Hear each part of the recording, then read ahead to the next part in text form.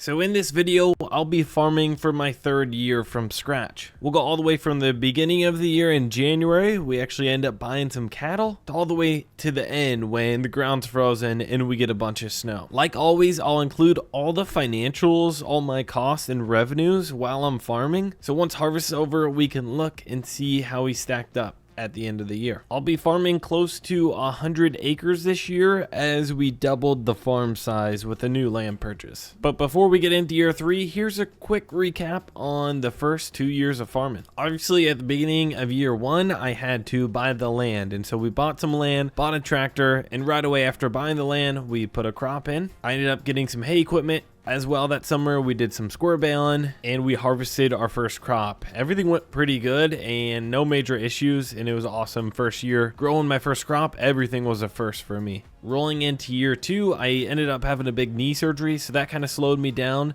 I did end up putting 15 of my 50 acres into hay production or alfalfa, so I was able to get a couple of cuttings off that over the summer, and then we did plant the bigger part of the field into soybeans and we harvested that. Something new we're trying is we're getting into livestock, so bought some cattle and the goal is to sell that direct to consumer. So we got a lot of stuff going on rolling into year 3 here. And we're getting them unloaded.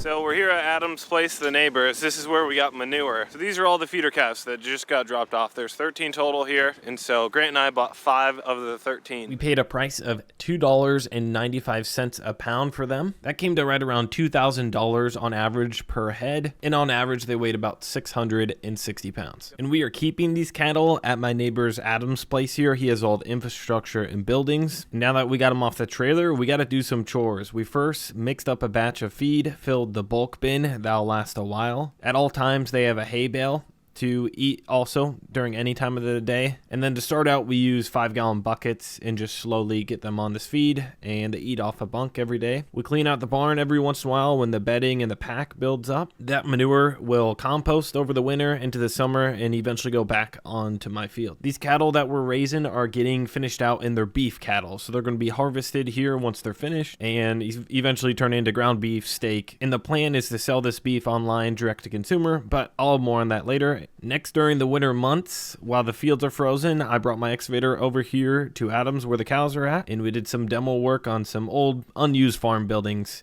kind of clean up the place. It's the next day now after hauling the excavator. We're gonna have one really good day of weather here, 45 for the high, and by 8 a.m. tomorrow morning it'll be 0 or like -5, so it's gonna get really cold here. We're gonna try and get a lot done, knock down that building.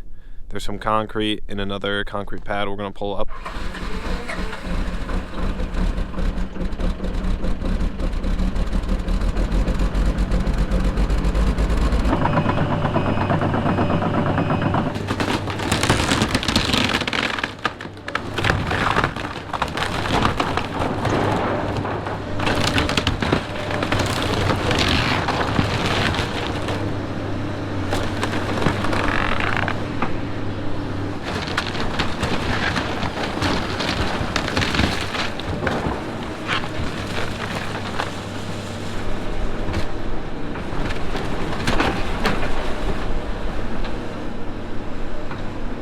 The wind's out of the right direction now, so we're gonna get her lit. So we'll let this burn. Now we're gonna start busting up some concrete.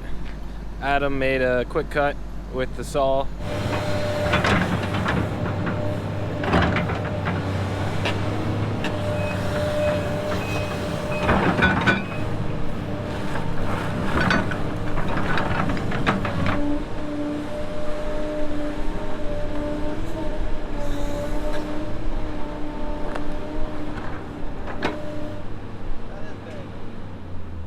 Now this foundation here is from an old corn crib that probably looked a little something like this. Farmers would be able to drive through the middle, unload their ear corn, and then it would be stored on either side. And the foundation that's left here would have been just one side of the building.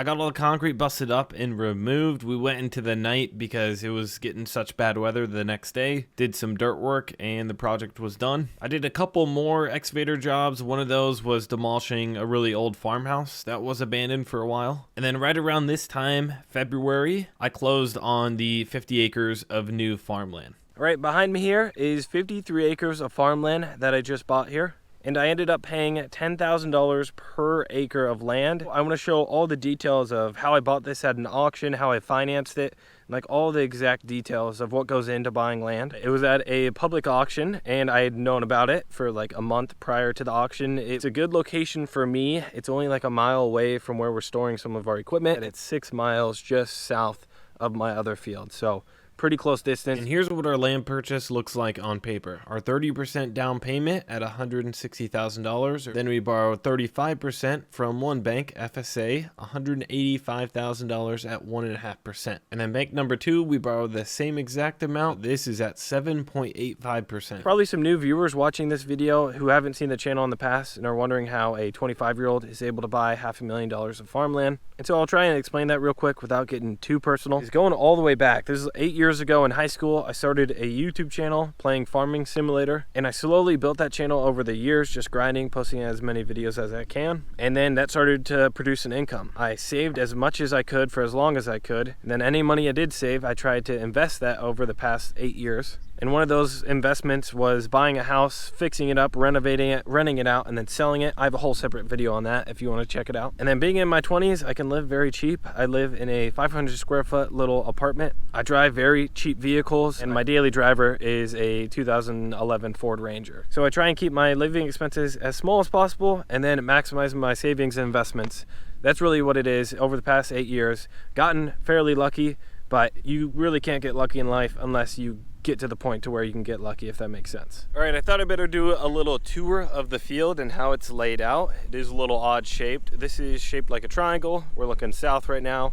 The tree line is a railroad track. And actually, if I jumped on the train when it comes by and I head north 6 miles and I jump off on the other side of the tracks, I would be at my other field, which is kind of cool. This right here is very flat, very heavy black dirt. It's about 20 CEC in this area, so it has a lot higher holding capacity. You can hold on to water more. And then some of the organic matter in this right here is 4.5 to 5%, where once we get down further, it'll be a bit rollier, a bit hillier, lower organic matter stuff. And then this is an access road. So I own this land, but there is an easement so the other landowner can get to their field, and I kind of like it. Although you still pay for it and you can't like farm it and produce anything off of it, it is kind of nice to, we'll be able to check up on the crop here, give us access to the whole entire field real nice during the growing season. And then once we get to here is where the road direction will change. So we're going to be planting this way. And once we get to here, we're going to be planting east and west. Everything kind of rolls nice and in, nothing too steep here at all. Nice gradual slope down to the waterway. And then this is a nice square here, about 25-30 acres, and then the triangle was 20. So the layout of the field doesn't bother me at all, but it is for sure a reason why this probably got discounted. Is you can't come in here with a big planter. It doesn't farm very fast. There's different rows, there's point rows. You know, it's not a square, nice 80. Now as I'm walking, it'll be tough to pick it up on camera, but the ground is starting to change color a little bit. We're getting to the lower organic matter stuff, more sandier soils from the soil tests we took this past winter. These are our soil samples for the field. It looks like these were taken on 2.5 acre grid. So, you know, we can look here, 1, 2, 3. This is the triangle part of the field. And then what's nice, we can take all those 22 points and this is our average in the brown here. So our average for the whole entire field, 3.7% organic matter, 18 cationic exchange, CEC, pH is at 7.1. That's pretty good. I'm not an expert on any of these. I kind of ChatGPT'd it to get in like moderate to above average. Most of our levels here, especially our P and K, are like average to above average. For everything looked pretty good and even. There wasn't too many red flag spots, just organic matter starts to drop off here. And so that's a tour of this field that we just bought. Pretty cool to be able to walk on your own ground, own something like this. super fortunate. And then in March, before we planted the field, there were a couple weird sinkholes in the waterway, and that was like old broken tile. So I dug down, discovered kind of what I needed to do to fix it, patched it, and then buried the hole back. So when we're planting, we don't have a big sinkhole in the field. And then now it is early April, and we are ready to plant my new field. This is pretty exciting. We're planting it to beans. It was corn last year, and we're getting pretty lucky so far with a early planting window. That is always ideal situation. Grounds are warming up early.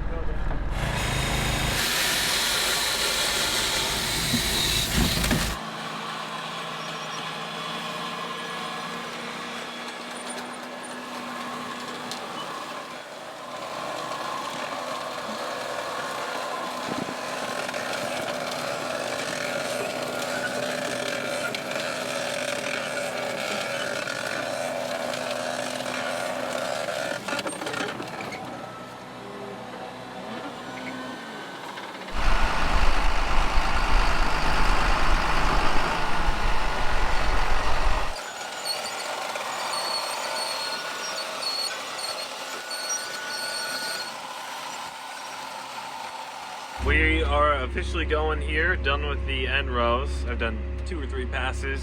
We're going east and west right now, and just getting kind of through the waterway, tricky spots. This is the square part of the field. Then up there, I'll do tonight, probably finish up when the sun's going down. Pretty happy with it. Grant got a new ATU 200. This is super tight and working good. Last time it would like shake and wave all over the place. Slow down here, throttle back. Here, we found a rock in the field, and while I was doing that, I checked our boxes, and we probably have 1/3 to 1/4 of seed left. We are out of seed there. So we've done 25 acres of like 46, 47-ish.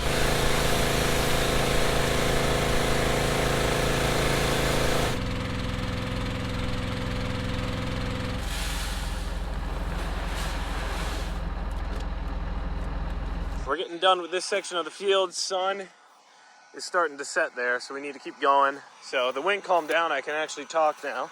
We're just pushing away any debris in the way. Not really moving any dirt unless there's like a weird low spot. Or we got a plug in the row unit, so it was dragging. My last little end row, we are done with the field right there. It's now 5.5 days after planting soybeans in our field here, and we will dig and see what the beans look like. There's a couple beans there. They're starting to swell up. There we go. Here's a better one. Then there, it's starting to shoot up. So these should emerge in 5 to 6 days based on our forecast and how many GDUs we're going to get, and then chance of rain. We're back here with the cows. It's April 16th. We're in like the middle of planting. Adam's been feeding them, taking care of them. We've still been using buckets to feed them.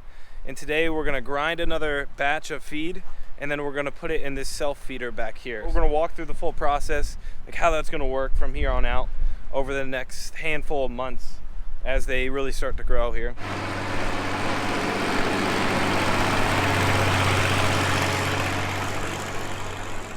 So now this is the self-feeder. So we won't be feeding them out of bunks anymore in 5-gallon pails. We'll be feeding here, and it's kind of like a buffet. And so it's kind of important that when we transition them, that we do a good job. Right now, Adam's got their bellies full, so then when they go to the buffet, they aren't gonna overeat.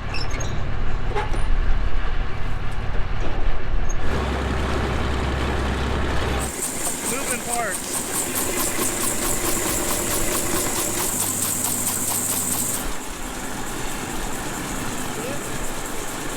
We just filled up the self feeders. They're going to be on this until September 1st when we have the date at the local processor. They're close to about 18 to 20 pounds a day. I've been feeding them, and on the self feeder they're going to eat probably between 20 and 25 depending on the animal. But they're going to have access to this full time. Free choice feed, grain, and also I'm going to keep the feeder full of some roughage, so either grass hay or this is actually rye. The calves are probably between 800 and 1,000 pounds, depending on which animal, and they're gonna probably start gaining between 3 and 4 pounds a day. And then we have one more field to plant. It's the original field I bought when I started farming. It's 30 acres that we're gonna be planting into corn. Now to go back a little bit before we're planting that field, we did a big like dirt and drainage project. We started it in the past fall, and then it went to the winter. We got froze out. We were halfway done, and we finished it this spring. It was about 70 acres that we did. Half of it was on my field, half of it was on Grant's. We bought a tile plow, and we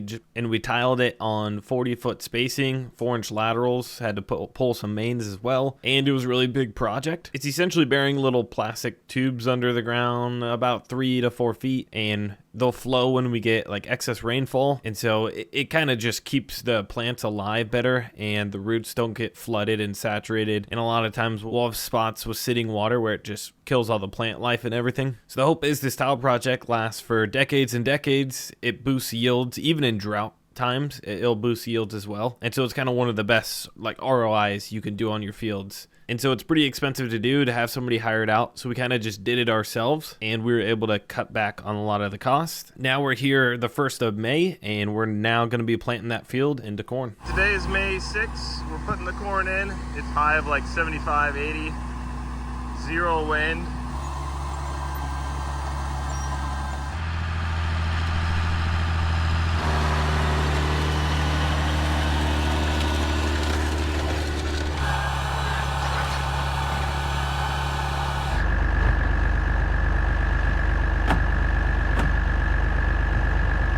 Planter is full. We're going all the way down the field. All the headlands are in.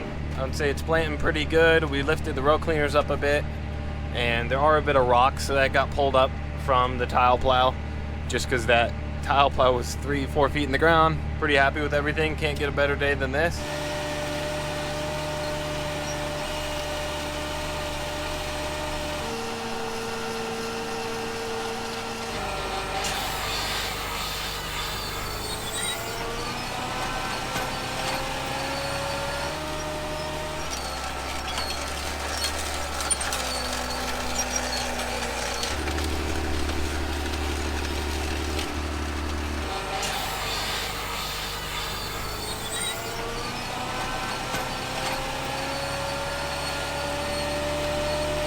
we go. We're done with planting for 2025. And now with it being summer, our alfalfa field is ready for its first cutting of the year. And this hay is going to be going towards Adam's cow herd to eat during the upcoming winter months when everything is frozen. Now for making hay, I'll break down my equipment lineup that I'll be using. My main tractor is a 1966 4020. I paid $8,500 for it about 3 years ago now. And then at times I borrow my brother's 4020 to get a cab on it if I need a second tractor. For the mower this year, I just got an old Heston 1120 hay bind that I bought off a neighbor for scrap price. It was sitting in a tree line, hadn't been used for years, and then I did some repairs on it before this hay season. All in, the mower cost me about $700 after the repairs. Next, my hay rake I bought over the winter as well at an auction for $900. Then I got an older John Deere square baler, paid $3,000 for it. When I ted the hay, I rent the neighbor's tedder, and then when I'm making round bales, I have the same neighbor come and custom do it for me. I don't have a round baler. And then the field we're going to be making hay on is 15 acres. It's split into 2 different fields. I planted the field in spring of 2024, and so this stand should last roughly 4 years. And so the establishment cost of this field, I divide it over 4 years. It comes to $80 an acre each year. And so now it's May, the hay is ready to get cut, and we're using our new mower for the first time here.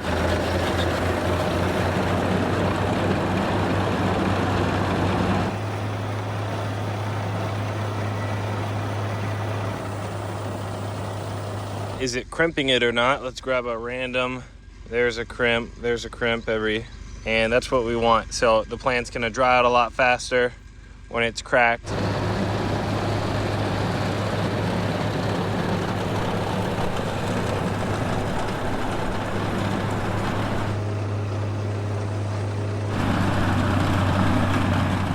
When we mow the field, we burn about a gallon of diesel per acre. That brings our fuel cost around $4 an acre. And then I price in $6 an acre for equipment expense. That's maintenance and service on the tractor and then the mower as well. We finished mowing the 5-acre field and all 15 acres are now cut. The hay is on the ground starting to dry out and we just hope for no rain. The next morning I came back with a tedder. We don't burn as much fuel on this pass as it's easy on the tractor, but we're renting the tedder, so that comes to $11 an acre for tedding. Once the hay is dry, it's ready to rake up. Again, fuel cost is really easy on this and raking goes really fast. That cost me $5 an acre. And none of these calculations have my labor costs included. It's just fuel and equipment expense. Then once it's raked up, my neighbor came with his round baler and we started to bale it up.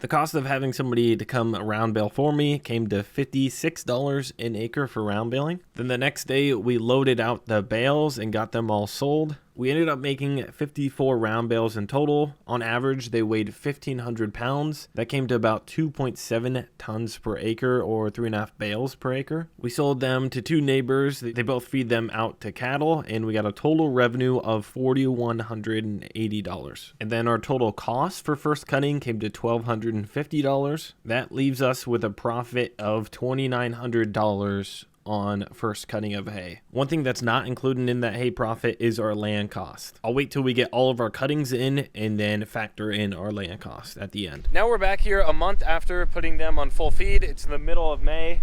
They're probably right around 1,000 to 1,200 pounds. Some eat more than others, some eat less. In the past month on full feed, they probably gained around 100 pounds on average. Some are for sure getting bigger than others. Probably just like humans, some people like to eat more than others. So not that much has changed. They still have the bale and now they're just on full feed. So they can eat whenever they want. And it's pretty easy now with them being on full feed now. You don't have to come out here, give them buckets. Adam does check them every day, make sure nobody's sick. So along with finishing out cattle, Adam has a cow herd. And so with the grass growing now, they're about to go out on pasture. And we bought some virtual fencing collars. They're kind of new. And we're going to be testing them out for the first time and kind of see how they work here. And you'll see it here. It goes around their neck, solar panel. And it's pretty much virtual fencing for cattle. So instead of moving fence, and he's been doing some rotational grazing here. He has 5 acres of pasture, so he's trying to utilize as much as he can for them. And so these collars are just gonna make virtual fence instead of actually having to come move it out. You can just do it on your phone or tablet. It's kind of like a shock collar for dogs, but for cattle. All right, this is what the collars look like. So they're about 5 to 6 pounds. And then right here's a solar panel. I think we paid $350 a collar, bought 7 of them. And then I think it's $2 a month subscription for GPS. And then a few other accessories. So we'll put on 4 today. And then in June, Adam will have 2 heifers that are coming back to the herd that he retained from last year. And then there'll be 1 bull. The idea is we're gonna put these on today and then we'll teach them over this summer. And then our cornfield, which is just like a mile away, they will be grazing the corn stalks come this fall. And I probably don't have the best fence around the field. So having these will be like extra security to make sure they don't go running onto the neighbors or whatever. Adam's got the cows out of the pasture and we'll bring them in to throw them on. Come on, guys.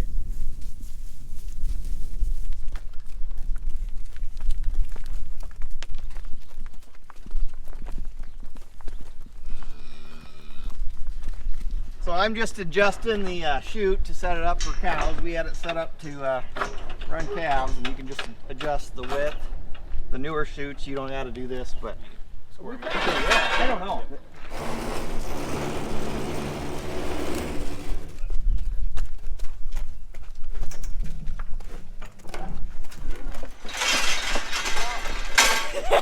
Good enough.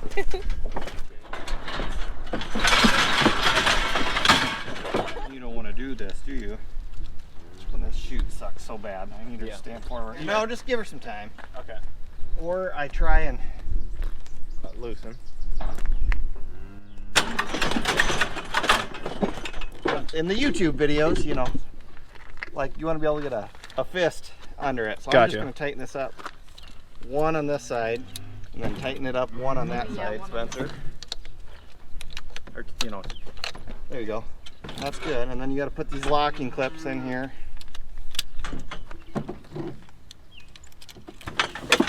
This is why we use a chute, sweetie.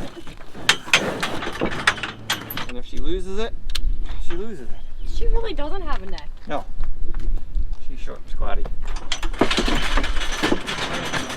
Yeah. Kind of like me. Yeah. Uh-oh. Yep, you don't like it. Oh, yeah. Holy cow. Holy cow. Ruby! Ruby! Oh, you're gonna get squished. Was that probably 20-second freak out? Yeah. He's like, okay, this thing isn't going anywhere. She'll learn to like it. Looks like good sag. Yeah, it does look good. If it was too loose, that probably would have spun around. Correct. Well, it would have fell off. Yeah. All right, that's the first collar we put on. Not bad getting it on. We just had to make sure it was tight enough. And then probably a 20-second freak out of the cow realizing what's around the neck, and then she's calm right now, hanging out. A little bit of a learning experience, how tight to, how to put the colors on. Not bad. Having a neck extender on a chute would make it a lot easier. She was pulling back so bad on the head gate that we had actually put her back in the chute, squeeze her, and then just put it around her in the chute. So not bad. We got some learning to do. We could be a lot faster. We'll see if the next three go. We get better at it. Ready? You got that? See, this is a giant cow. We might have to wait. I have some extender chain. Okay. 1, 2, 4. Showing. 3, 4, yeah, 5. Yeah, maybe 5 if you count.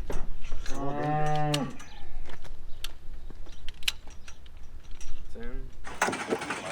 You don't like it? Oh yeah, she is doing it.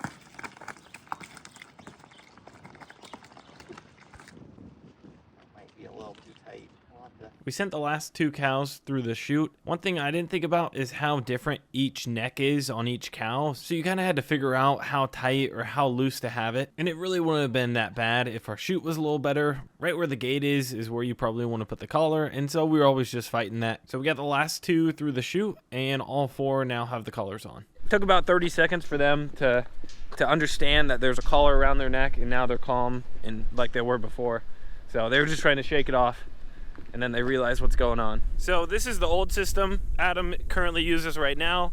It's a hot live wire, electricity's running through it, and I'll give him a shock, and he needs to come out here and move it fairly frequently to get them on new grass. So this right here is gonna be their training grounds. From the red barn, like Adam said, we do have a perimeter fence here, so they aren't going anywhere, but we're gonna section this off. Instead of using the poly wire and the little step posts that Adam's taken down, we are gonna use their collars. And so their collars are gonna tell them to eat this grass, let's say, to right here, and we'll mark off 1/8 of an acre or something.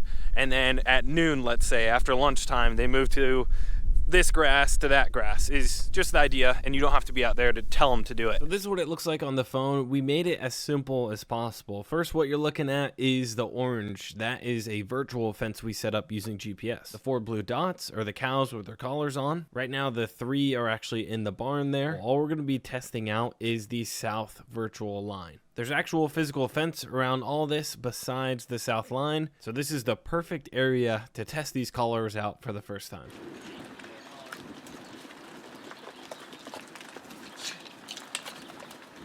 Working. They turned around. It worked that time. That is cool. Shock. Got her. And the left one's gonna get shocked. Shock.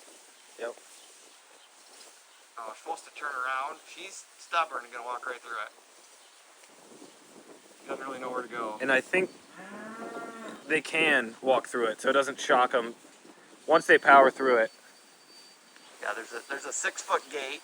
So once they're through it, it shuts off. So now here's what it looks like from an aerial view 3 days after putting the collars on them. And you can start to see where our virtual fence is physically on the line of grass. Adam said the next morning when he came out to check on the cows, they were inside where the virtual fence was, and they never crossed it again. So in hindsight, we probably should have put the collars on them, not activated it, let their heart rates calm down, let them relax, and then the next day turn on the virtual fence, and they probably would have learned it even that much faster. We officially moved the virtual fence, so that line is now roughly 30 feet further to the south, and that cow is starting to figure it out. So we're sitting here watching, just got updated 5 minutes ago. been really impressed with the colors and how fast the cows have adjusted and got trained to them. So, and it took them less than a day to really get to find the line. And the software actually has a ability to track how many audio tones versus pulses they get, and they'll put that in a ratio. And when they, at 80% of the time, when they just get the audio, listen to it, and then back away, they're considered, I guess, trained. And so out of the 4 cows, 3 days in, one of them's at 86%, and the other 3 are at 75%. All right, we're back here middle of July to do our second cutting of hay. Now it's been about 6 weeks since we baled our first cutting, and right now the field is in full bloom, full maturity. It's not gonna make the best hay, and some of it's, again, laying down. And we've gotten about 12 inches of rain since our first cutting.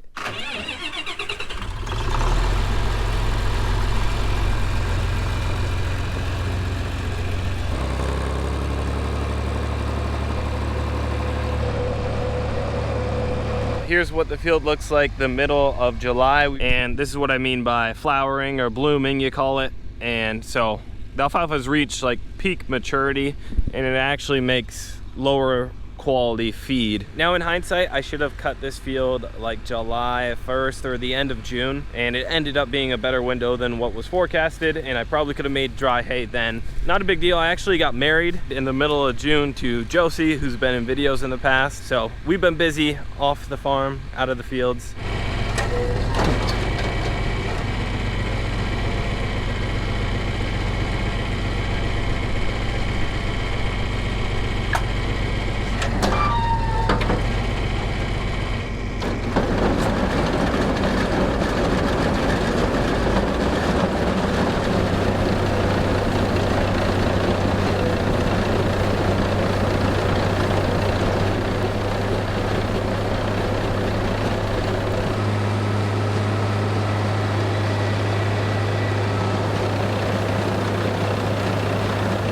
That's the windrow I'm leaving. I'm gonna make it a bit wider here, make an adjustment. And some of this stuff just got so wet, it's so mature. There's actually leaves on here that are just like already coming off when you mow it.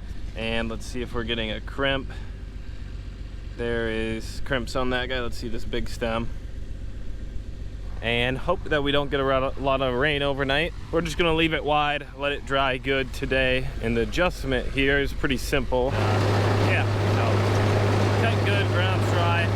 All right, that was about 5 acres in 1 hour, and we went pretty good. So the middle part of the field is the heaviest. Mower worked good, never plugged up or anything. And, all right, well, we had a little incident. I thought we plugged up right there, and I came back, and for a second I thought the PTO shaft sheared.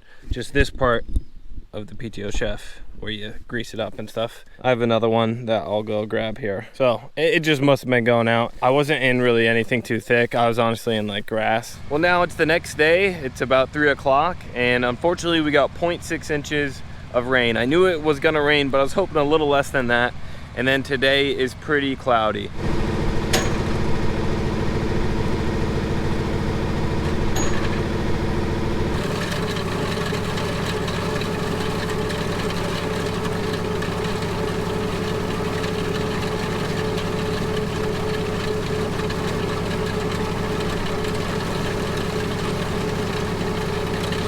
Now we're out in the field. It's 8 o'clock at night. We just got done doing a little tile repair. And what does the boss think?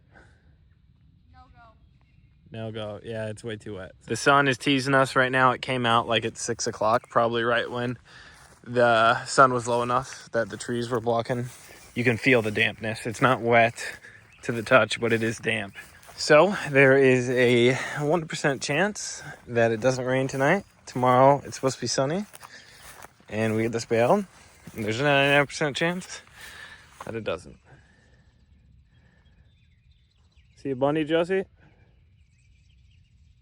It's 2 days later now. We had 3.5 inches of rain since we tried to make hay here. And this stuff is, soaked. So, like some moldy parts, obviously sitting in water there. So, and the reason we're baling it today is because we're gonna get even more rain tonight. Now I'm back a couple days later after we got these baled that one night, and we got another inch of rain, like 1.5 inches. There's just earthworms everywhere that got, swamped out, pushed up to the ground. You can just smell them, they're everywhere. So So I think the birds are eating good. Looks like the bird tried to eat that one. The crazy thing is they're actually calling for more rain tonight into tomorrow morning. They were saying an inch or two, now they're saying a bit less, which is good.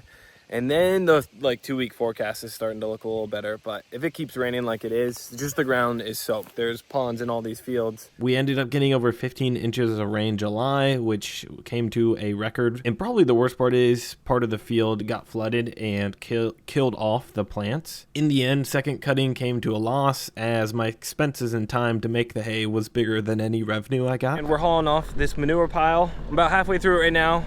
Got 3 dump trucks loaded out so far.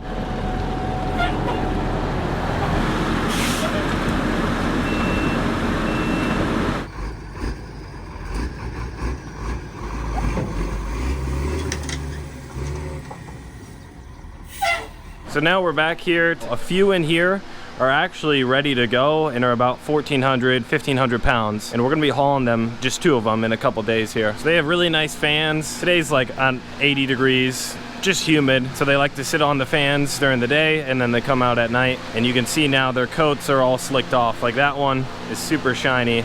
It's like the double yellow tags, those are ours coming through, and I'll push them out here. So none of the cattle that we're taking to farmer grade are ready yet, and our locker date for that still isn't till September 1st. And we're hauling them out this morning. We got to get them on the trailer, and hopefully everything goes good.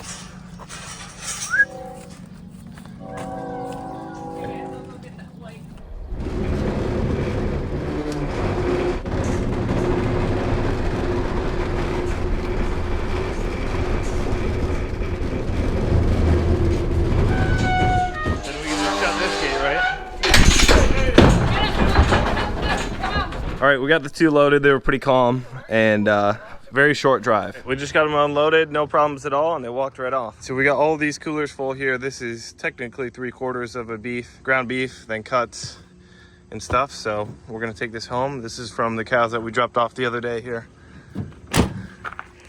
All right, we got our freezer loaded with steaks here. Fast forward now, it is time for 3rd cutting. The rain did slow down and we're gonna make square bales instead of round bales for this.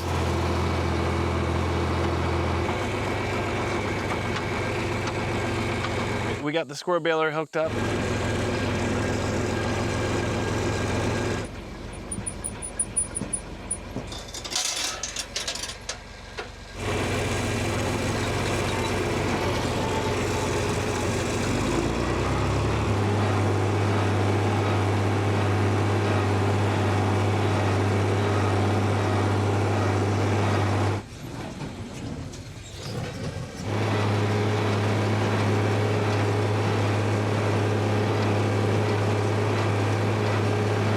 These seem good, but weight wise they seem pretty dang good.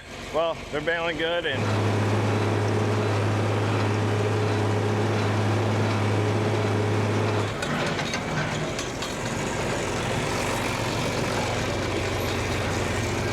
they're making good bales. All right, we're gonna get going here. We're gonna run 2nd gear. I think these might be hair on the wet side, but it's gotta go today kind of thing.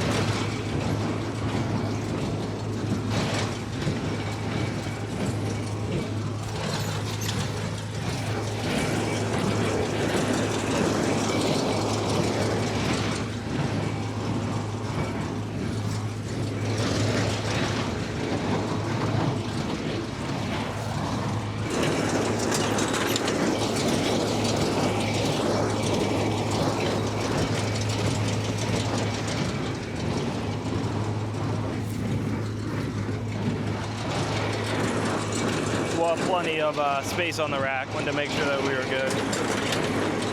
We are. Yeah, we'll fit all this on here, no problem.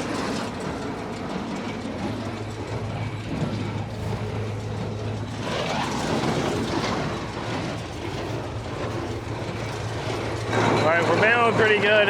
Very dry, so a lot of dust here.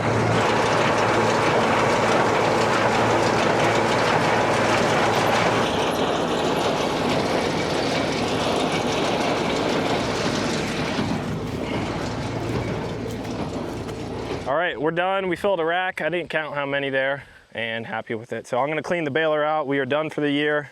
Square baling. Well, today's the day. It is the middle of September right now, and we're about to haul off our cattle here to get harvested at a locker, and then that beef will get shipped to farm grade, and then that meat will be ready for you guys to purchase.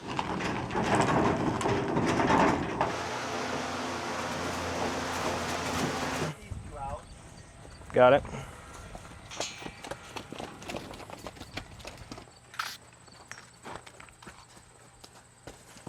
There we go. All the ones we don't want stay here. And we got the 5 sorted off. All right, now it's pretty easy. And he's got a nice bud box here where you just push them with the gate and load them in.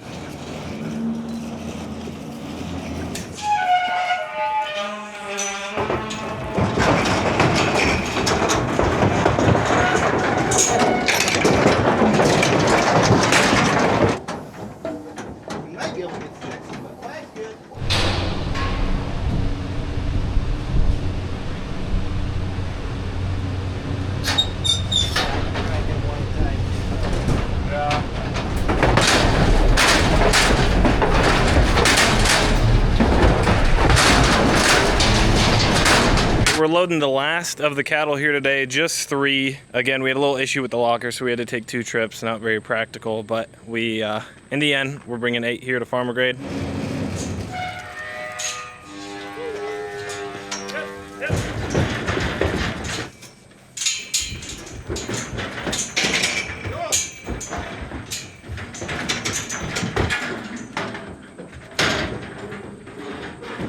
All right, we got them loaded on, no problem. Plenty of room in there.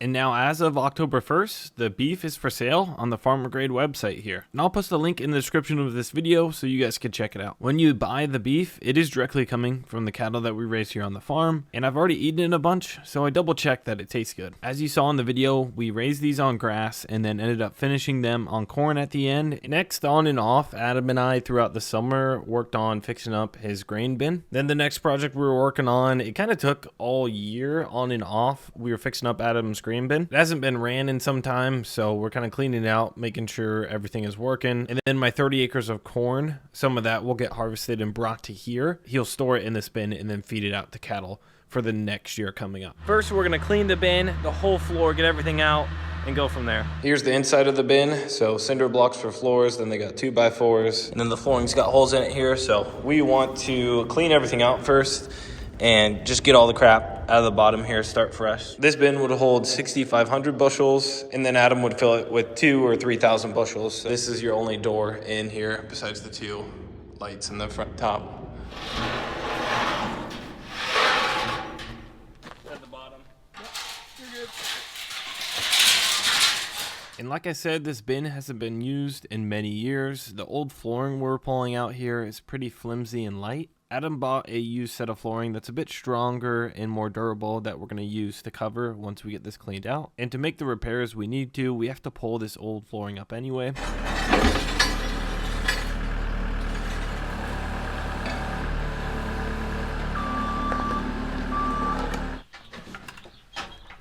Also, there's about 3 inches of rat poop and bean dust that we're gonna have to scoop out here. Just get everything real clean. And Adam's got it all cleaned out, organized. This is what the new flooring is looking like. And then they'll be like flashing on the outside like this. And what we're doing here today is getting out the old sump. We got a new one to go here and then an intermediate sump. So they'll pull grain from here first because the door is right here.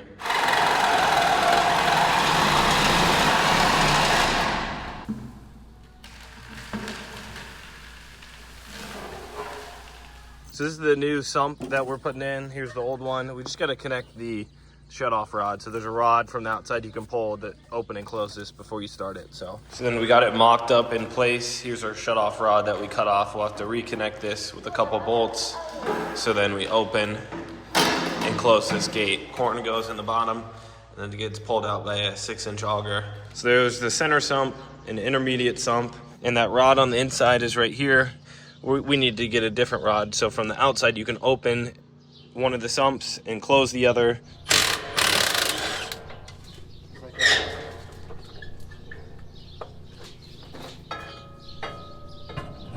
Yeah, that'll work. Oh, sweet.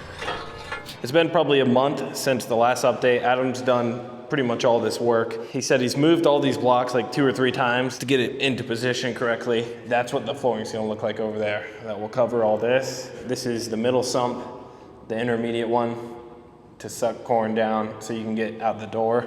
This is the fan right here. And then he's got the rods connected, so then you can open this sump and keep that one closed.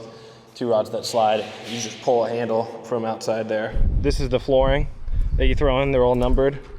So we got all our numbers here that we've been doing past the intermediate sump. Then there's the main. So we're almost halfway. Hopefully they keep fitting because this is a used floor. So it's all just kind of make it work.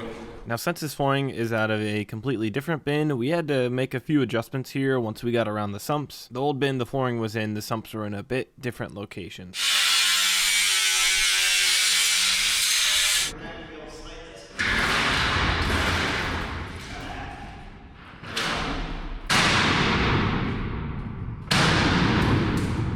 Then we just bring in the panels one by one. They clip into place one after the other, and this is much more solid than the old floor is just walking around. Then on the edges, it doesn't perfectly go up against the wall of the bin, so there's like flashing that comes over top. You screw it down with some self-tapping screws, and that covers up all the gaps.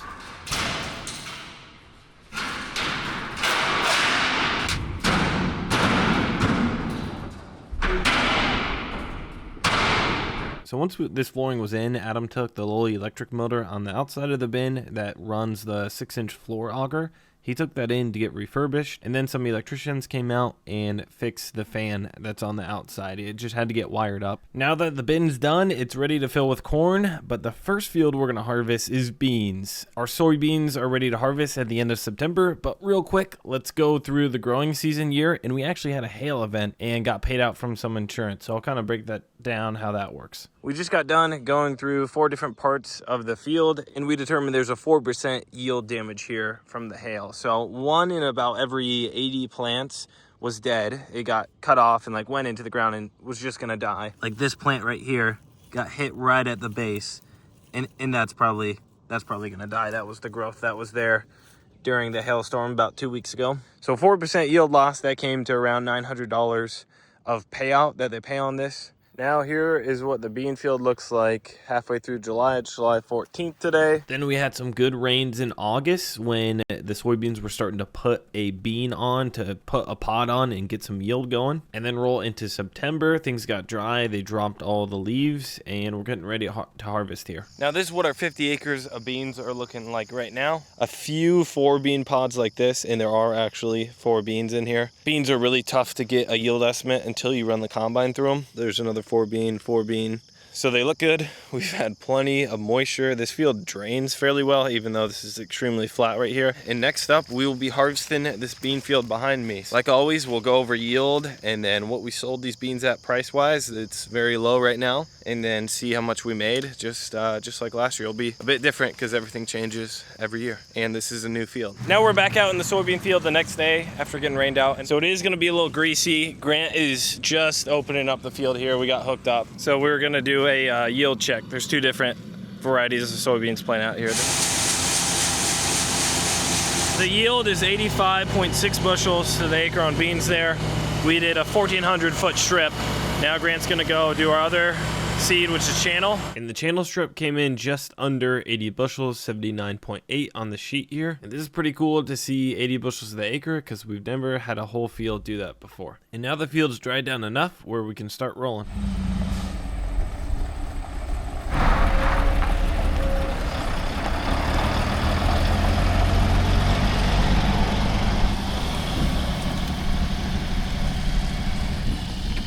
For equipment, we're going to be running my brother's 9560 combine. Then we have a tractor hooked up to a 1,000 bushel grain cart, and then a semi to haul the beans out of the field into town. And once we get done harvesting this field, we'll calculate what it costs to run all this equipment, the fuel, during harvest time. A lot of these beans are actually doing extremely good. This might be our best field I've ever harvested of beans. It seems like the wet spots aren't doing as good, and this is a pretty flatter piece, so we got some rolling pieces over there that might actually even be better beans than out here. So it's gonna be super interesting. If we could go 80 bushel across this farm with these soils in this county, that'd be extremely, extremely good here. We have auto steer going, and then I got Buck unloading on the go, and Spencer's around the semi right now. Things are rolling smooth here.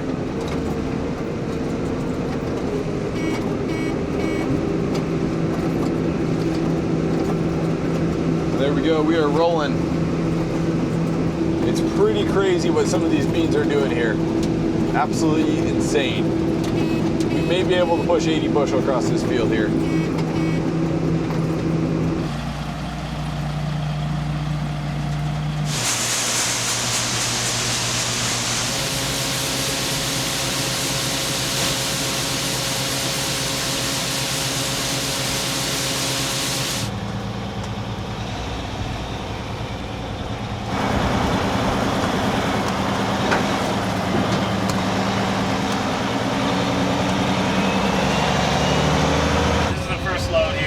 Filled it 3/4 full, just because first time taking trailer semi, we don't need the extra weight, make sure everything's good.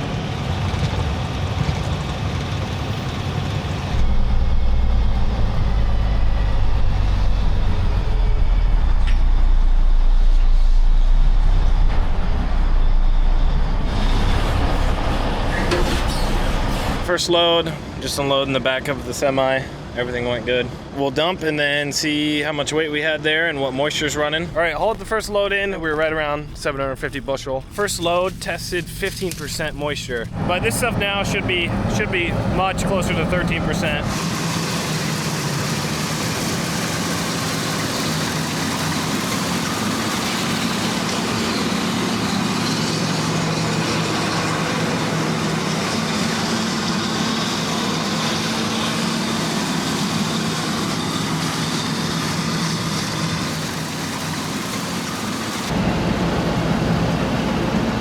So once we got our first load in, we were going good. On the ground, we aren't leaving too many beans behind. The bar is cutting really solid, and I'm happy with how the combine is set. Now, my 50-acre field here is kind of broken into two different parts. There's a triangle piece, and then we got done with that, and Grant went on to the bigger part of the field. There's a nice big waterway going through it. And so when everything runs good, harvesting is extremely easy. Just make sure the combine is rolling at all times. That's what the grain cart is for. Just keeps the combine rolling and transports grain to the semi. After a couple loads, I jumped in the combine. The sun set, and we finished up the field that night. And so our harvest costs come to $68 an acre, or about $3,100 total. Again, that's the pay for all the equipment that's running. Harvest time is kind of the most busy, most people, most amount of fuel burnt. And the field ended up yielding 79 bushels to the acre. So really, really good yields here. That was the best yielding field we've ever farmed. Now that we're done with harvest, we got all of our grain sold. We can look and see how we made out on the spreadsheet. On the left, here's all of our input costs that we went over so far in the video: fertilizer, tillage, seeding and planting, spraying chemicals, fungicide, harvest costs, and then crop insurance as well. So those costs came to $425 an acre. Next up is our land costs. So I bought this land about a year ago. And so this land I paid $10,000 an acre for, borrowing about 70% of the purchase price. Our interest expense came to $137 an acre. Then we have property tax. Next year, our interest expense is going to be a lot more than this. Probably almost double. It just happened to be smaller this year because I didn't own it for the whole year and I made an early payment. There's a few things why this is small. Here's our total land cost, $167. The big thing to keep in mind here is our principal payment, equity payment, and we'll include this number later, but right now our total cost per acre comes to $592 an acre. That's excluding the principal payment. Then here's our revenue sources. First, we sold our beans, 79 bushels to the acre, and I sold them at $9.43. Now, I sold them right at harvest at the end of September, and actually, if I would have held on for like another 45 days, soybeans rallied like 15%. Again, I don't have storage. I would have had to do commercial storage, which I still would have made money if I held, but again, it's kind of gamble, hoping commodity prices come up. And then our insurance payout, I got paid out $960. When I had that hail damage at the end of May, they calculated that's what I got paid out. And then lastly, we have a subsidy payment this year. If you guys heard, there's like a bridge payment for farmers, or they called it a bridge payment. And so this year for beans, it's $30 an acre. That comes to $1,400. And so our total revenue comes to $36,000. And so whenever I make these videos, people comment a lot about subsidies, that I make a bunch of money on subsidies. Here's really what it is: barley, chickpeas, corn. So corn's $44.36 an acre. Cotton's $117. You got oats, $81, peanuts, peas, and then so here's what we farmed. We farmed soybeans, $30.88 an acre. Times that by 46 acres, that got me the $1,400 total amount. This is paid out per acre, per crop. Pretty simple. And so last year there were some subsidy payments as well. I believe they called it ECAP. It was $30 an acre for corn, and I grew 30 acres of corn, so I got $900. And then this year, here's the numbers for this year's, and they just called it a different name. So now that you have some context to like what things cost per acre, you can tell these subsidies, they don't hurt at all. Every farmer, if given them, should take them. You'd be much better off taking it than not, because everybody else gets it and then you just decline it. But in the grand scheme of things, these numbers are just like really small band-aids. They don't really move the needle. So then we take our cost, we take our revenue, and we see if we made any money. Here's our per acre costs, the cost to grow the crop, and then here's our revenue. And so we come up with a gross profit of $8,800 total, or $192 an acre. And this is land equity payment, paying down principal on the loan, on the loan I have on the land. All my gross profit, I'm just rolling into paying down my land payment eventually. And so my final cash flow number, the money I need to come up with from off-farm income, stuff that wasn't produced on this field,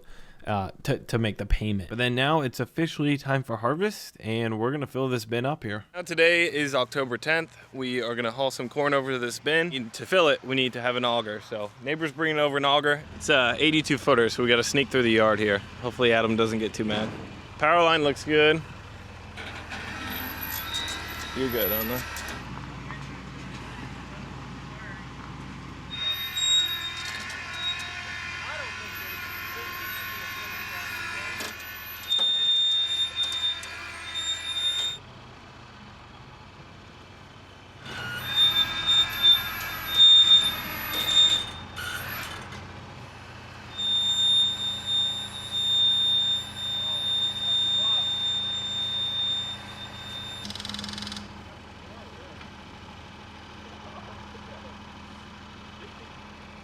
Hang on to this so it don't fall all the way down. So you're supposed to do this before you put it down.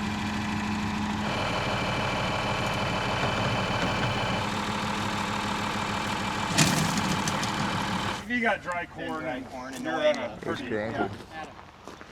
Now we're gonna be using Grant's combine here, 6-row head, to combine 14 acres. So this field is the one we did a big tile job on last year, and we combined the majority of this field on October 1st, and we just left this little strip we're doing here today so it would dry down a little bit more as it's going for cattle feed in Adam's bin. And what we did combine was running around 210 bushels to the acre, with one hybrid going closer to 240, 250, and we ended up getting the combine stuck in a sinkhole. Had to get the excavator to help pull it out. If you want to watch that video, it is on Grant's channel, link in the description. So we should be right around like 3,000 bushel is what we will be combining, putting the wagons, and fill Adam's bin with it. So hopefully everything works good. We'll get everything warmed up here.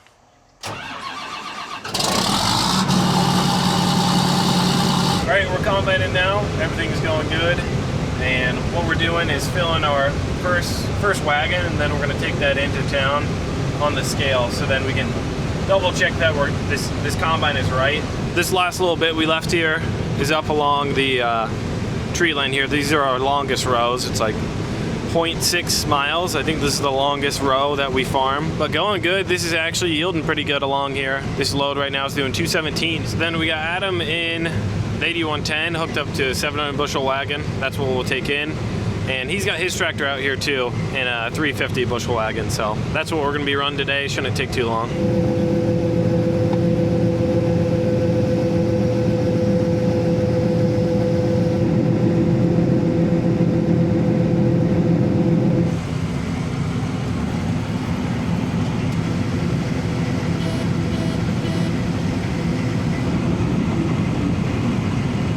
All right, Adam's got his 3688 here.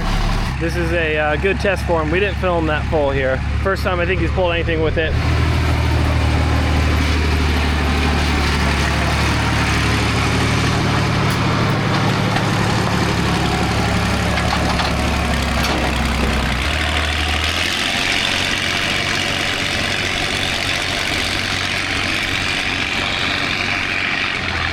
He was spinning a little bit there right at the end, coming up a little bump. I don't know if he had diff lock in, and that gravel is, I assume he did, that gravel is very loose right now. It's not packed in. We got the 700 bushel wagon full now. We're gonna take this in, get a weight on it, and see how off the combine is, so then we know what we're hauling out of the field.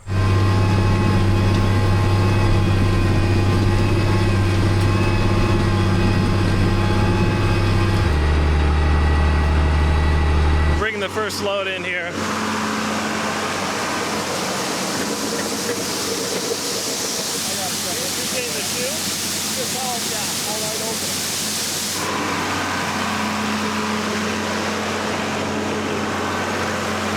So this is a 81-foot auger, but this is a neighbor, so we're really lucky he's letting us borrow it here today. It shouldn't take too long.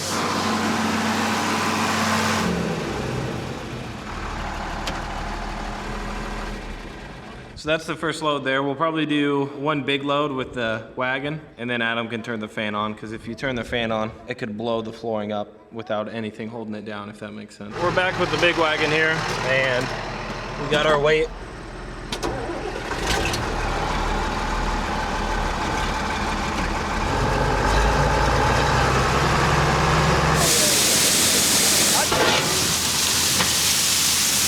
So there we go, we're filling. It's not going right in the middle of the bin, so we might have to move the auger just a little bit, especially if we hit that stirrator.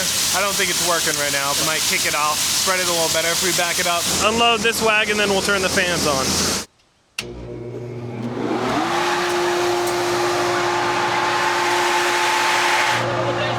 Yeah, there you go. That's a big fan for that little bend, so now. Good as new. Also, we got my buddy Parker here, so he's just coming out. We're finishing up the last of the field, and I'm showing him how to drive. He's already stalled the tractor, and he learned what a clutch was when we were hooking up to the wagon. So just kind of throwing him in the seat, teaching him how to run. He's getting it down, though. Eyes on the road. We'll just throw it all the way back down. Yep. And we'll just kind of roll. Roll in, and then you can throttle back up and go. According to the scale, our combine is off by 5.9%. Really, what our yield monitor is saying is 5.9% off. So, what would that be? If it says we're yielding 200 bushel, we'd actually be yielding, you know, like 212 bushel. So now that we got the bin running good, fans running, got it all the kinks worked out, then we can just start rolling here. This is where we started planting this field. We did the end rows, and then this was the first time we went down the field. So we had some random like hybrids in here from a plot we did. So this stuff is actually running, it was running 13%. Right now it's running, looks like 14.6. So the load we brought in was 16.9 for moisture, and that should be the wettest stuff we take all day. We're gonna try to unload on the go here.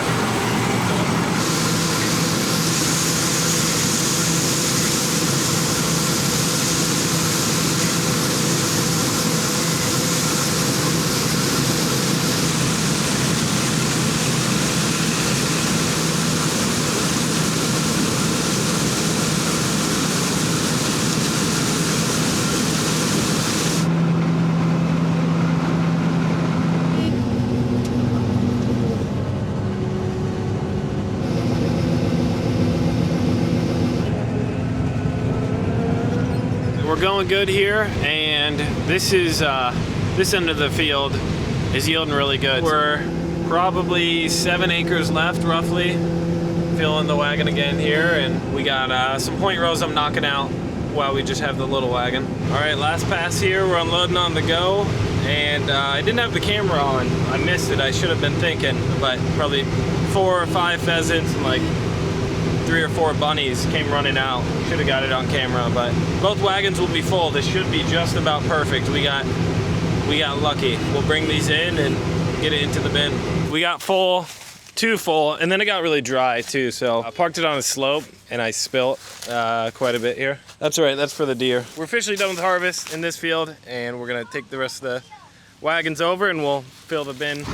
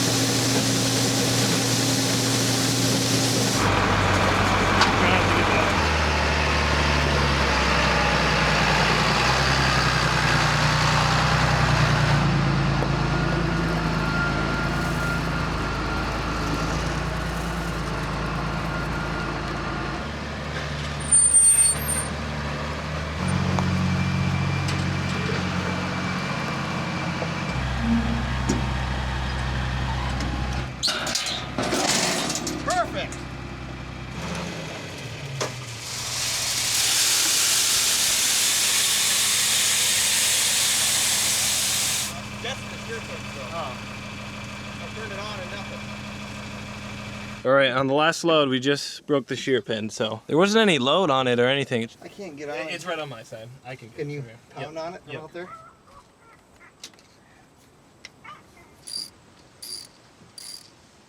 I did kind of throw it in. At higher RPM. No, it was idling. There. Just gotta beat it a little bit. We have one more wagon to drop, 700 bushel. So on the last wagon load, we broke a shear pole, and then now the battery's dead in the tractor. I think we must have had the lights on or AC on and shut it off one time and drained the battery. There we go. Yeah, we just drained the battery down, so.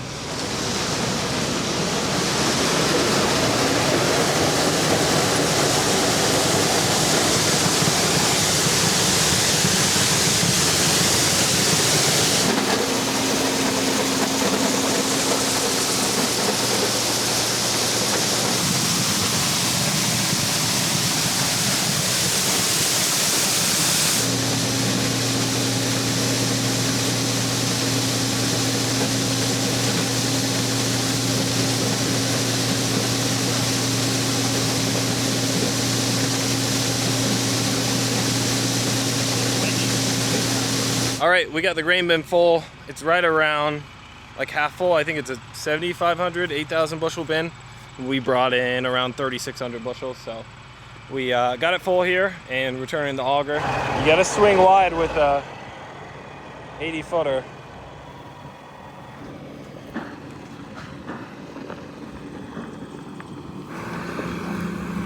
There you go.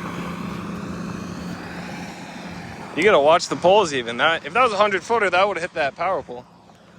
This is the motor he got refurbished and new pulleys. So this is what we'll drive. Then you'll unload. It'll come out from right here, and then we'll pull from here, and you can fill whatever you want. Just have a little auger to fill like the mixer. So. And now the stalks are ready to be grazed with Adam's cows. The only problem is we don't have a fence around the field to actually keep the cows in and keep them from running away. That's where we're going to be totally relying on the fencing collars to keep the cows in the field. Now before we can take the cattle out onto the field, we need to build our fence. And now this is our corn stalk field. Ignore the satellite image here. This is like 2 or 3 years old. Obviously all this is corn stalks now. It would look yellow if it was updated. Here's the railroad, and then our virtual perimeter we set up is this whole thing here. It's about 60 acres. So we kept it away from the railroad tracks. They'll get access to our waterway here. Down here will be all grass that they can come and eat, and then all of this is going to be corn stalks. And then they'll have access to water here, and this is our perimeter. So we're going to keep them on the field.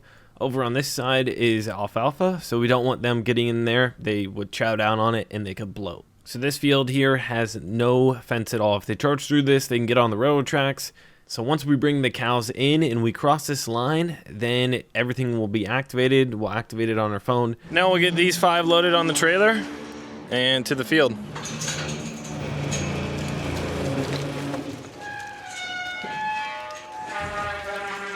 Load up.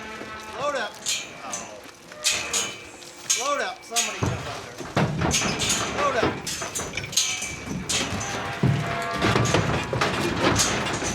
Load up. So when we made the virtual perimeter, it totaled 62 acres. That tree line there is a railroad we do not want them to go to.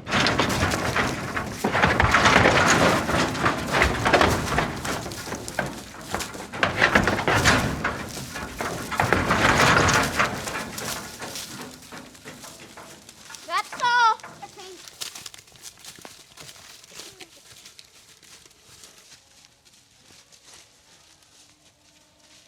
No, that's high. Now the virtual perimeter updated. We had to wait a little bit for all the callers to understand that they're in here before we let them out. Because if you let them out and the callers aren't updated on their location, then they can just run through the virtual fence. So we want to be extra safe. First thing they're going to do is walk the perimeter, kind of learn where they can and can't go, look around, find things.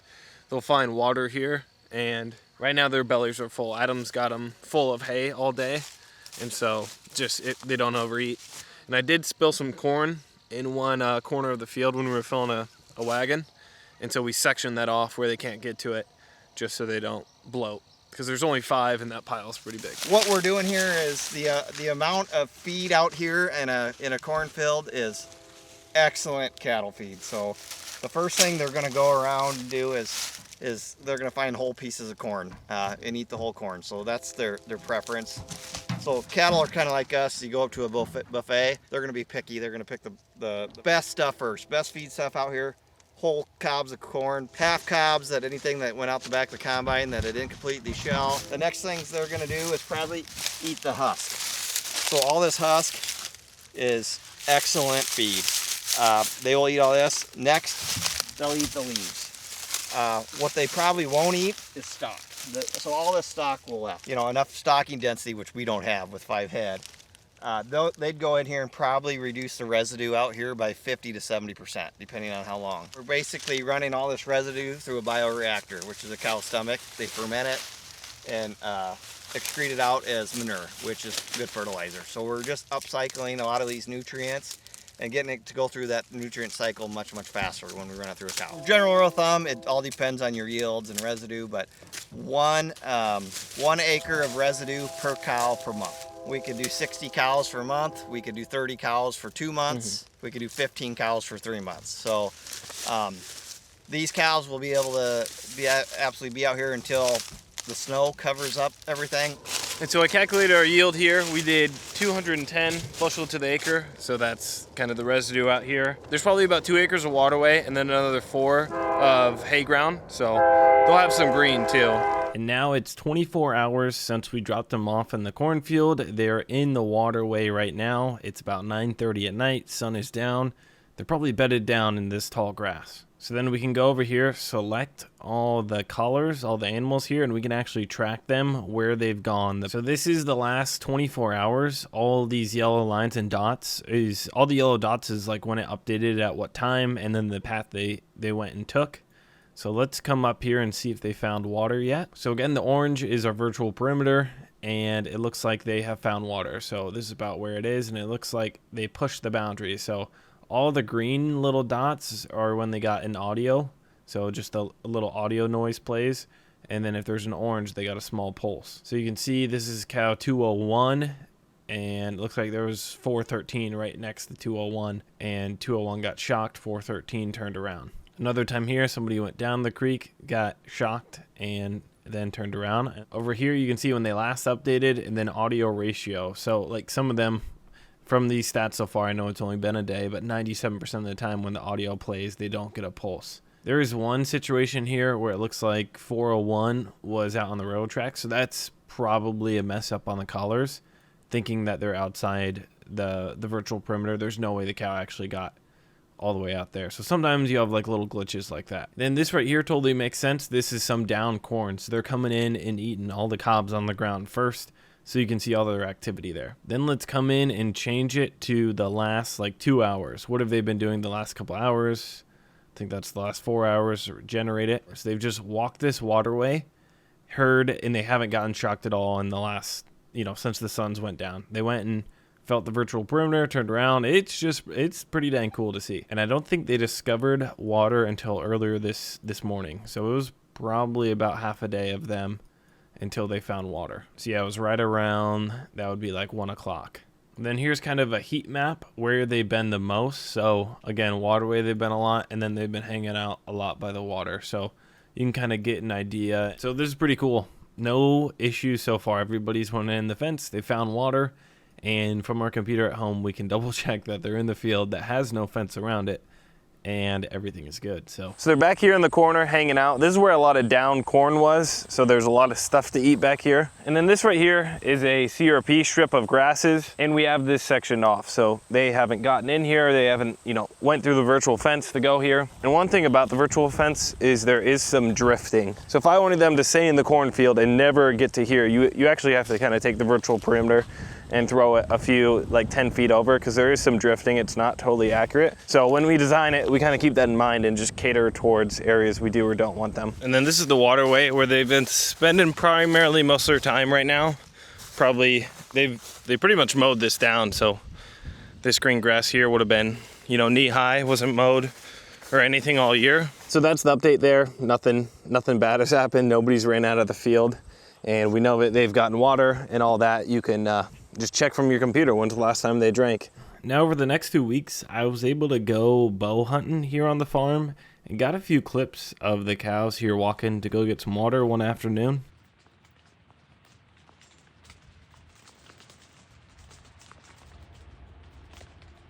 Never do I notice them acting uncomfortable with the collars or like irritating.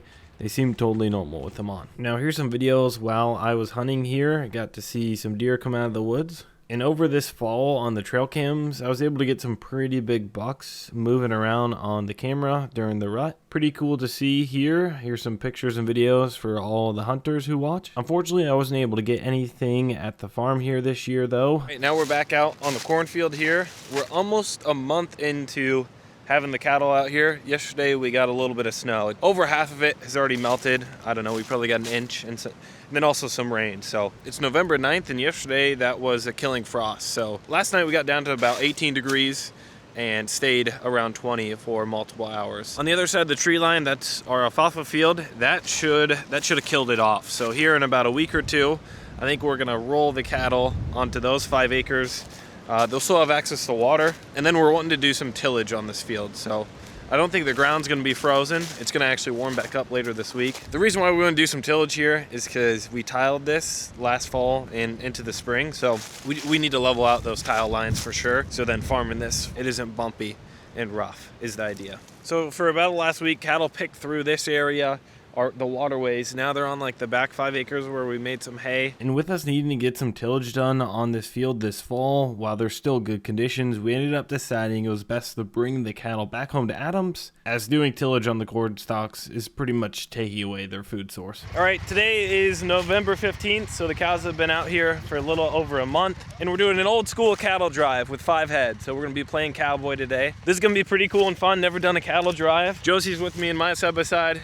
Then we have Adam and his, and neighbor Gary is already posted it up. The virtual perimeter right now is kind of unlocked. There's still a virtual perimeter, but it's a mile that way, 2 miles that way. So we could have tried to do the virtual perimeter like on the road, and if they go into the ditch, they get pinged back, and the collar's gonna keep them. But this is our first time ever doing this, probably about 1.5 miles. They're gonna walk. Yeah, everything should go good. I'll follow you. Here we go.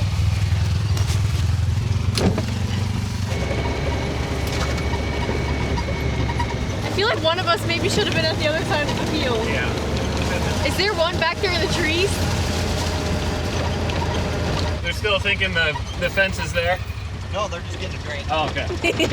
So I am. Don't disturb them. They're thirsty. Yeah, we're just kind of gonna go slow and.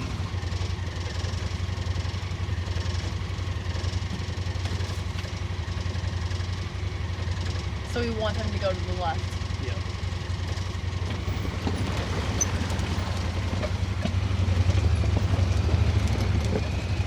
There we go. 1, 2, 3, 5.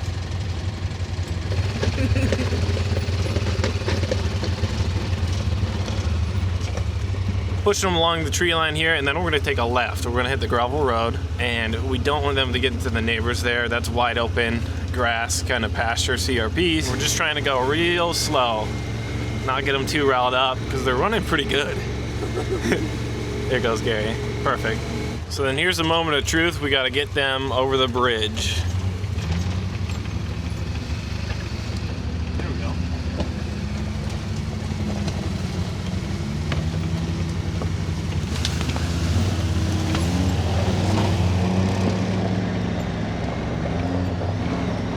So we get up over this hill, then we're gonna be in a field, it's wide open. They're gonna get their exercise in. Yeah. We'll go out in this field and got a mile left to go.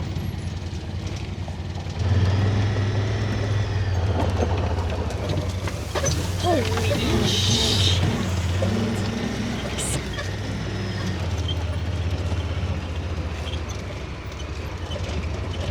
Now we're out of the danger zone. We're out in open field. This is pretty easy to keep them together when there aren't any obstacles. We just have a few gates and field entrances to get through. So this is our neighbor's field that we're walking them through. And obviously corn stalks, there's some corn out here, and then he's got some rye planted here as a cover crop, so they're kind of stopping and going nice and slow, taking their time. They are. They just go by and Yeah. licking it up. Maybe we got them in 2. On the right. Yeah. So you just keep pushing them? Yeah, So I think he had this broadcasted with a drone while the crop was still in here. They're liking it. So far so good, no issues. Gary's down there making sure we're good. And the one spot we thought maybe they could get away from us, we're through that now and just kind of coming through here. Jumped the road one time and on the home stretch. So then Adam's going to the field entrance, the driveway. We're gonna go out there, down the gravel, 100 feet, back into another cornstalk field. So far, no issues, and really we have more people herding the cows than actual cows, so if we had a problem, I think that would be our fault. You tag team the cows.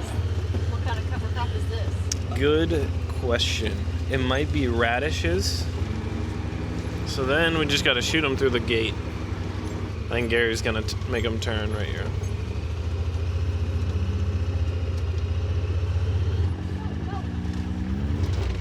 There we go. Go, go, go. And there we go. Joe. You're good.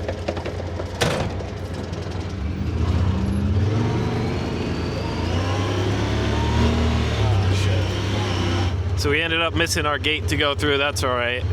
I thought the one was gonna go, and then the rest were maybe we pushed them a little too hard. But there's multiple ways to go here. Shoot for those 2 trees and up on the road. There they go. Good girls.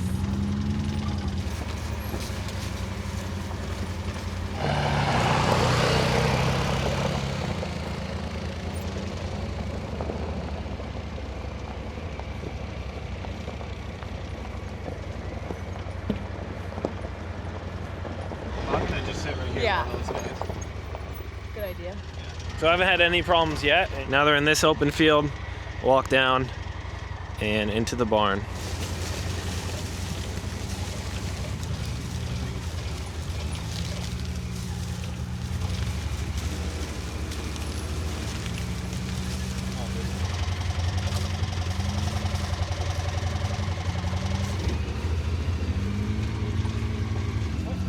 Okay.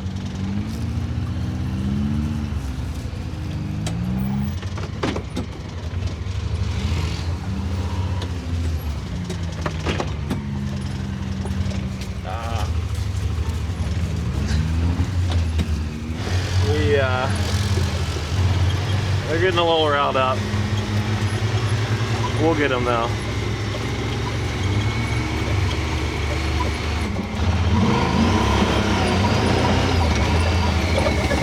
This is where they're starting to get a little ornery here. Trying to get them to go to the right spot. They don't like to cross the road, it seems like. We're gonna try it again here, nice and easy. See if they'll go together here. We got 2 that split off here. They don't like the road. That's what it seems like. Once they get to the road, they don't know where to go.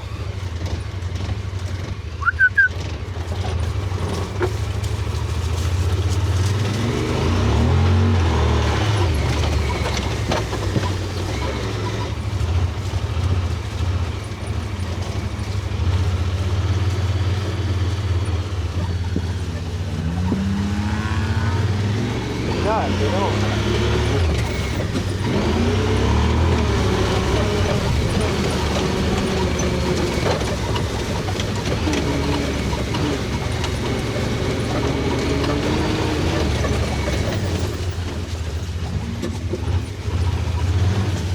These guys don't. There we go. All right.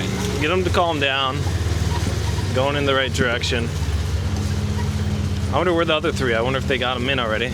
And another thing too, these guys have never been out and had to walk back. So that's one thing. This is the first time, even for the older cows, this is a first for them. So it's kind of, once you do it, the ones who have learned teach the younger ones is kind of the idea. All right, 3rd time's a charm for these 2. All right, didn't work again here. They get so riled up. They hit that gravel road and they just turn around. I don't know. We were taking it pretty slow on them.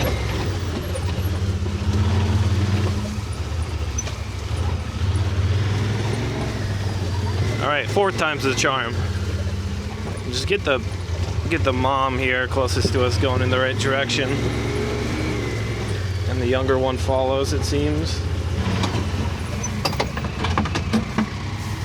All right, we got him in.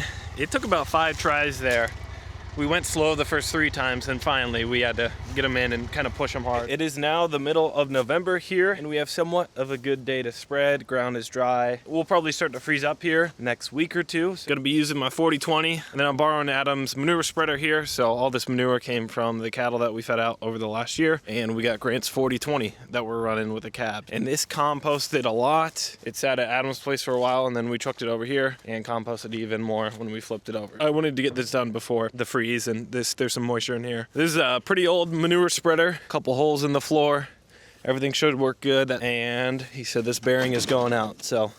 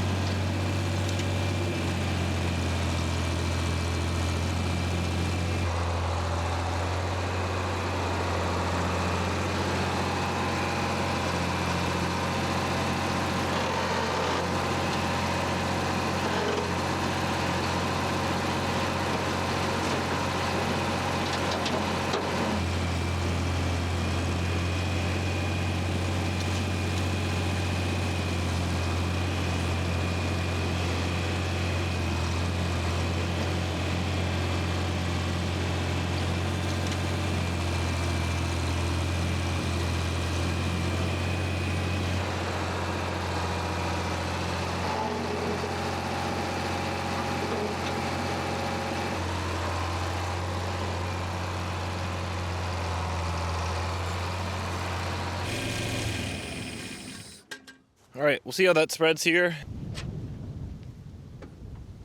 All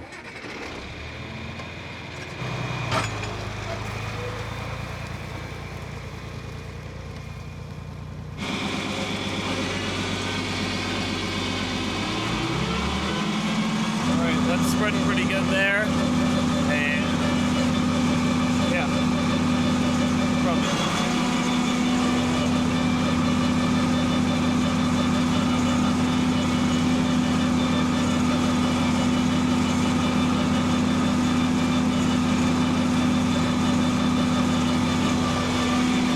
We only made 3 cuttings here and got a good regrowth. So there's a lot of forage out here.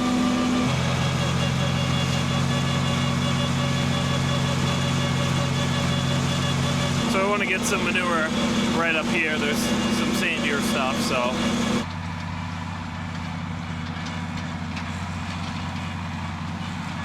All right, the manure spreader works really good. It looks good, and yeah, happy with it. So we don't have that much manure, so we will keep moving here.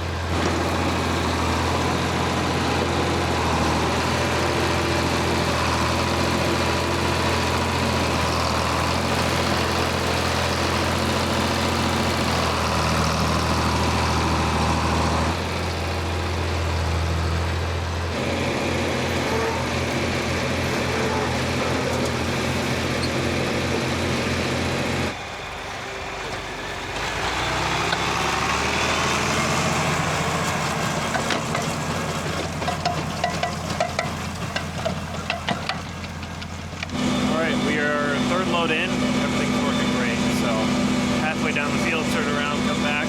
Just gotta shut the PTO off before we make the turn. Halfway empty.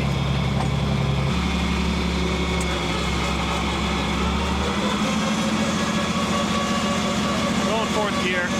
This seems to spread it even. Not pumping up too much. It's hard to tell. I'll jump out here and see how she's doing. Crumbly stuff. Out in the field, it's a lot of little stuff. Some bigger stuff if it falls off the sides. I'm pretty dang happy with it, pretty even. Now we're gonna buckle down here. Probably got 2 hours of sunlight left. I wanna see if I can try and get it done here tonight.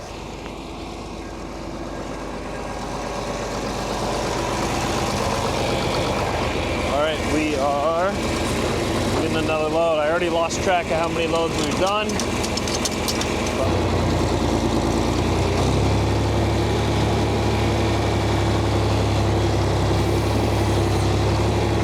The loader isn't bad once you get the hang of it. Obviously, skid loader way better, or a joystick. These are 2 levers. So this one is up, down, and this one is curl in, and then the other way is curl out. So I've been going second gear, these Acre transmissions, fast reverse. So everything's been working pretty good. Still got quite a few loads to go. It'll only go slower now because you're further away from the pile as you spread. I do the stuff closest first. And kind of go from there, so we will see.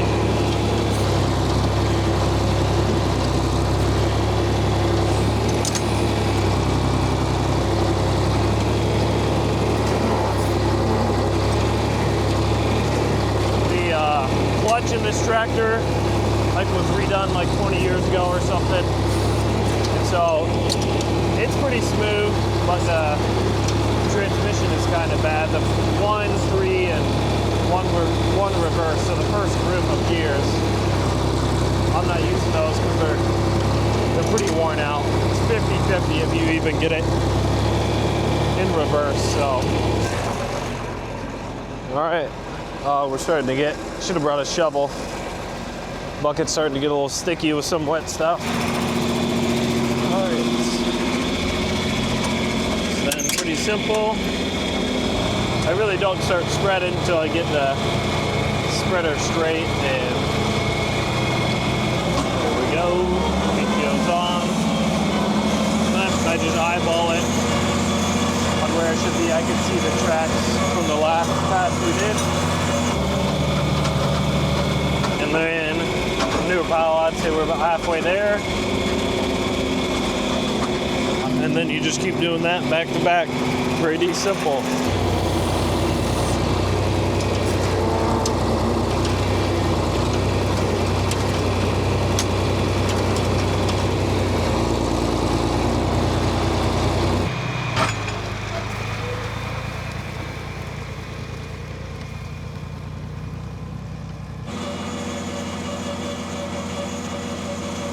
Back here, it's the next morning now. We got 1/10 of an inch of rain. We have maybe like 3 loads left. It just got dark last night. And it's about 40 degrees right now. So this tractor does not like to start if it's like below 60 even. So see if we can get her started here.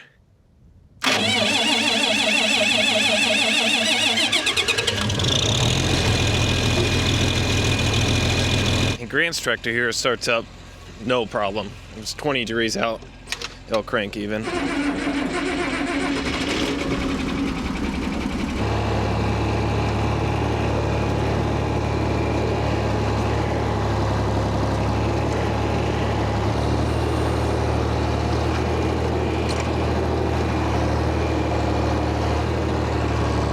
we go.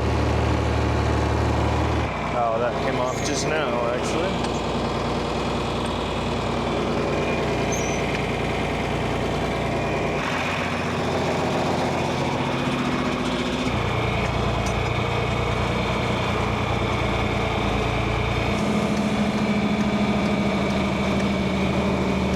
This field up on this, along this tree line, is pretty sandy stuff, so I'll just do 1 or 2 loads here.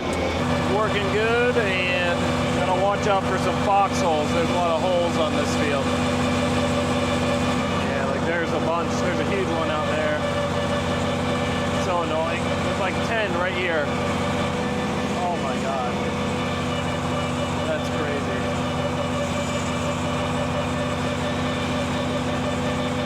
And the rest, I think we're gonna spread one more down on alfalfa and then one more grass patch, just because it's really close.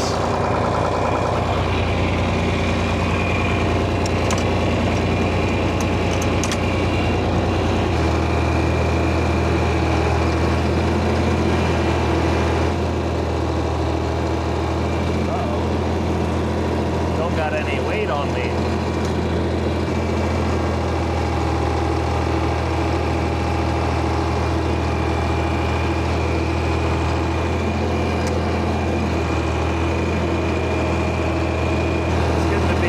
Slippery now.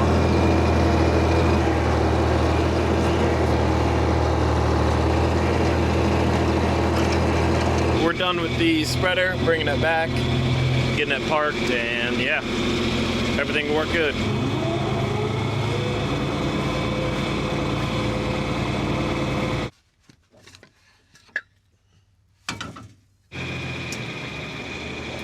Now that we're done spreading manure here, the next project is to hook up to a brush mower that we just bought. Now all summer I've been looking for a brush mower and we finally bought one here. It's going to be pretty handy to have just to maintain some field entrances. And this mower will also be handy during hay season too. For example, this year I had a failed second cutting. It got rained on multiple times. So ideally I would have windrowed it up and then took this mower and went right down the windrow, and it would have chopped up all the plant material and broken down faster. So we finally got a mower bought here, and this is built by Donner Manufacturing. They're out of Minnesota, and they have a big line of products and implements that they produce and sell. Tyler Donner delivered us this mower here, and also a 5-shank inline ripper that we tested out this fall in my bean field before the ground froze up.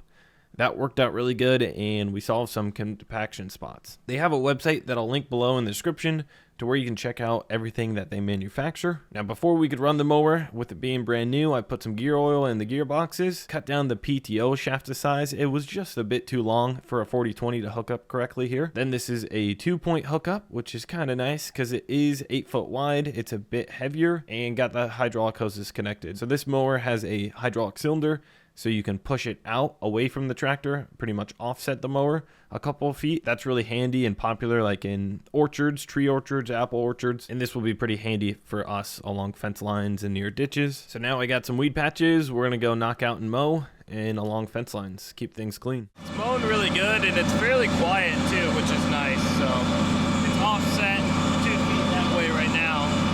When I'm going along the fence line, works good. This fell off on the tractor. This is like makes the 3 points not swing as much. It fell off on that side. So actually when I pushed it all the way, I think that just rubbed once. So a little bit of, it's just plastic, not a big deal. I need the bolts that hold that in fell off, so works good. And a couple more passes to do on this field. I just want to do the edge of this waterway.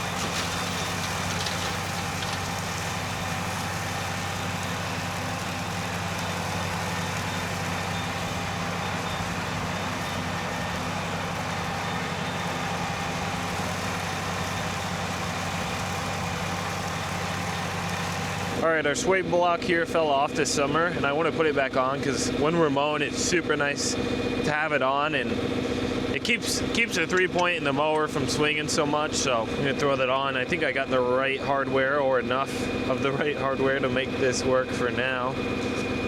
Let's see what the other side is. Yeah, I think that's part of our problem there. That bolt sheared off.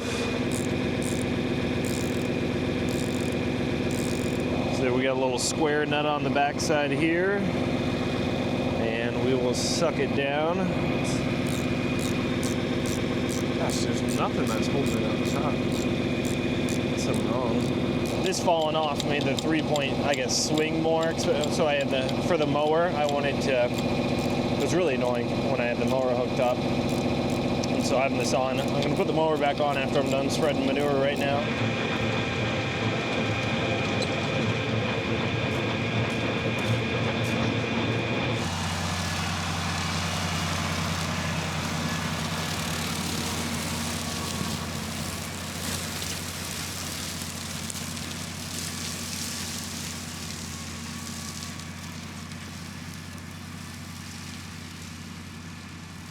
Well, now that I've run the mower for a good amount of hours here, on and off a couple days, it ran good, no issues. The slide out, probably 2 feet to 2.5 feet, super nice. I don't mind the 2-point at all. That kind of works good, and you don't have to worry about the weight and lifting it up. It kind of rocks your front. Gonna do a little project this morning. This is like the driveway in and through the Missouri crossing. It looks hard and dry here, but if there's any rain or anything, this is all mud. Underneath all this is like really big boulders, so there's a good base. I just need to get some of this dirt and mud out of here. Now I got this done right before we harvested my cornfield. This is some 3-inch rock, just did 1 truckload here. Got it spread out evenly and then came in and trimmed back some of the branches too so they didn't rub on the tractors. It held up really well during harvest when pulling the tractor and wagons through, and this should last for a pretty long time. Now during harvest in the waterway of the field, I found a sinkhole from a broken tile line, and now we're coming back to fix it here before the ground freezes up for the winter. All right, we're making the repair on where the combine sunk in this fall. So we were going through the field harvesting corn, and then boom, it just sunk in right into this big old sinkhole. So this is where we laid our big 8-inch main, and so there's something going on here. I assume it's a clay that we cut, then it sucks dirt because the water's still moving, and it can wash it away over a season. In a wet year like we had, it makes suck holes. So we got this big one. This is where it sunk in the most. Combine sunk in a little bit more on the right. So there's a lot going on here. It's polar flags or safety flags. People walking on the sidewalk didn't fall into the hole because there's a lot of pedestrians around here. Now when I'm digging here, I know how everything lays, so I get pretty aggressive with it, and I need to make a pretty big hole to expose the whole entire thing, because it's about 20 feet of area that there's a lot of crazy things going on underground. So it took me a little bit here to get it all uncovered. Had to jump out a few times to make sure I didn't smash anything, and now I got everything exposed to see what the heck's going on.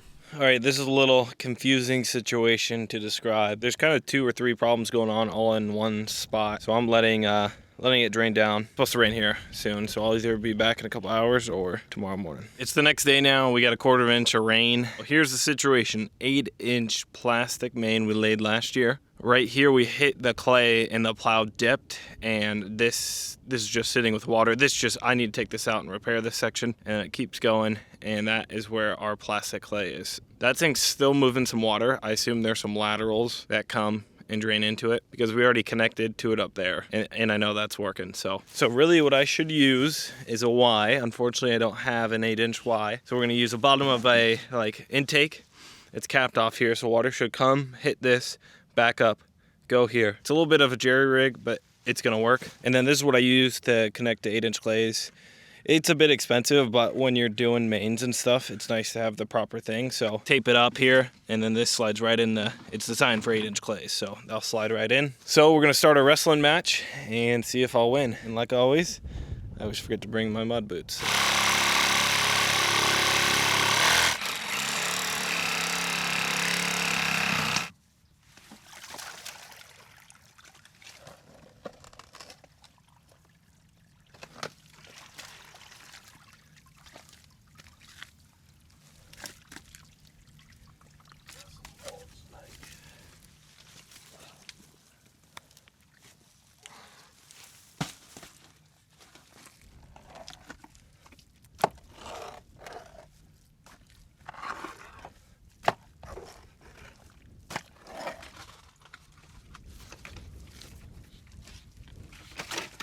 The first piece I'm putting in here is fixing the part of the plastic that dipped. When we hit the clay with the tile plow, it dipped like a solid foot.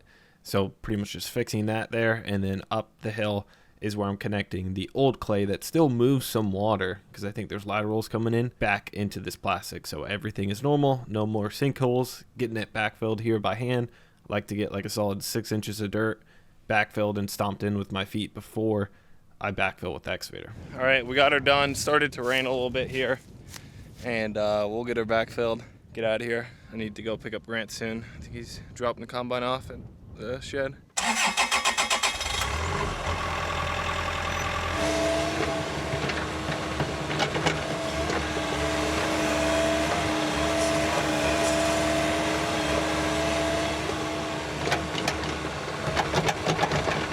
So I got it backfilled, and then the next day, Grant came with a disc ripper that we borrowed from the neighbor, and he ripped some of the flat spots on this field that were a bit rougher after we came through with the tile plow, try and level out this field because there was still some humps in it. Okay, we're gonna see if we can fit this ripper through here.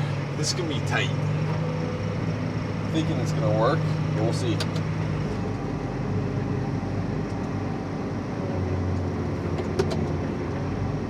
Trying to stay out wide as possible. Okay, we're good there. Basically all I can do is go right up the middle here. We might scrape a little bit, but we'll be good, I think.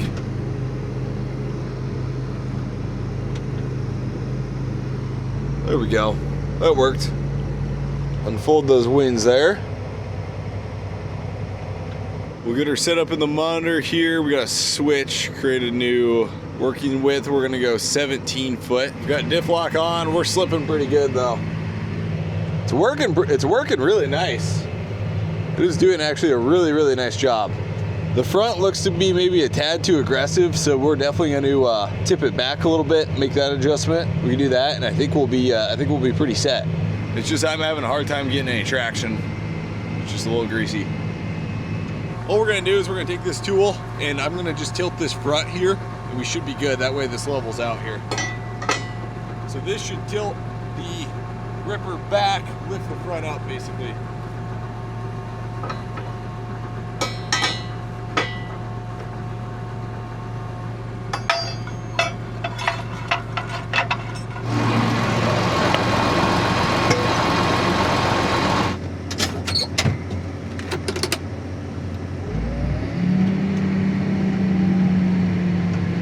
We're still spinning pretty good, but that seems to be pretty solid. I may have went a little too far actually.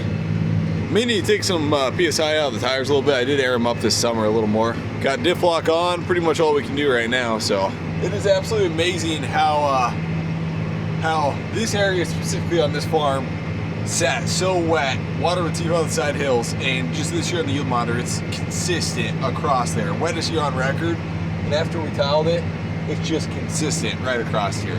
It's pretty amazing the difference there.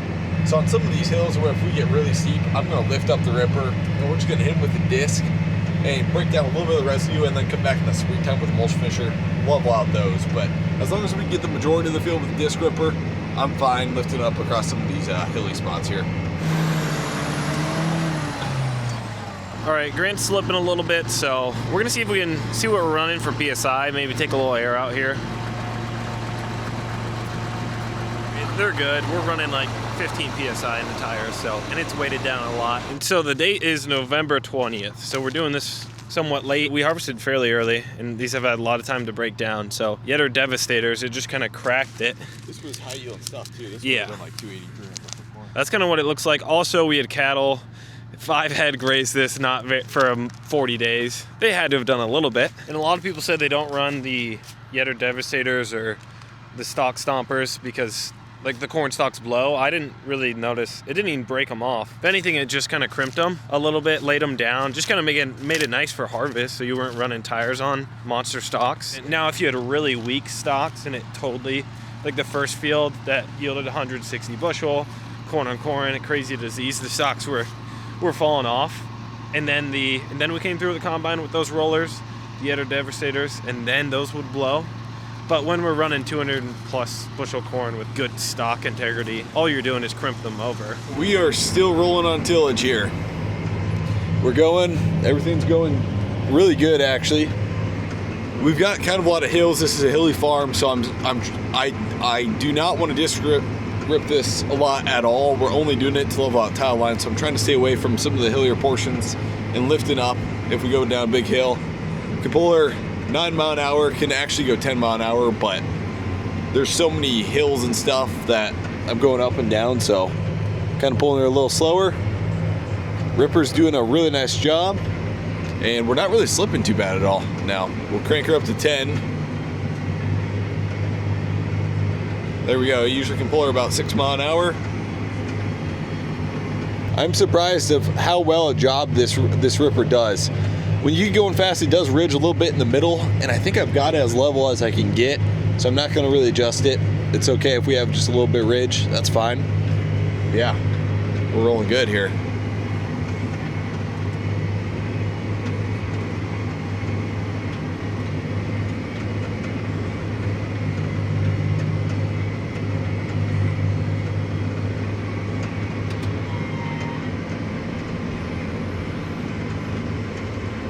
We are done. I've got her all folded up here, and we're heading back to drop her off here. And it was actually just starting to snow here. And over the next couple of days, we got multiple snow events. It got really, really cold, and the ground was frozen up. So it was good to get all the fall projects, because now we've been pushing snow the past couple days, and most likely we'll be out of the field till next spring. So now that harvest is done, we have all the numbers we need to figure out if we made money or lost. Totaled up our input cost of $590 an acre. That's what it comes out for a total. And again, that's just the cost to grow the crop. So then our total revenue came to $770 per acre. That is selling 210 bushels per acre at $3.70. Now we sold all the corn at harvest, cash sale. So then our gross profit comes to $187 an acre, or $5,600. But we're forgetting something, our land costs. So I own the land, so our land costs are a little different than if you were to rent it. First thing, I have $30 in property tax per acre, and then I have a loan with a bank. So our total land cost comes to $560 an acre, $1,600. And so this number is always here, no matter what you do with the land. So all the money, our gross profit, went to paying for our land cost. About half of that is principal on our loan. So eventually we will pay the loan off, and then we'll always be in the green unless there's a crazy bad year where your revenue is less than your input cost. So our final total loss on the year came to about $370 an acre. There's the total. And so what that means is I have to come up with off-farm income other than what this field produced to make sure we pay our loan. So here is our whole hay season in one spreadsheet. Tried to make it as simple as possible. Here is our first cutting, how many round bales we made, second cutting, and then third as well. So I already kind of broke down the numbers on first cutting. Our profit came to $2,900. This was really the only good cutting of the year. Second cutting was a loss, $250 of just producing the hay, let alone I haven't factored in our land costs. Then the third cutting really didn't yield that much, 200 square bales, and then sold them for $1,800. We made a decent amount of money too. Our costs weren't that high. I did all the baling. Again, no labor is calculated in our cost. So then here's our gross profit there, $4,100. Now we're gonna include our seeding cost. Again, alfalfa and hay is like a perennial, so it grows year after year.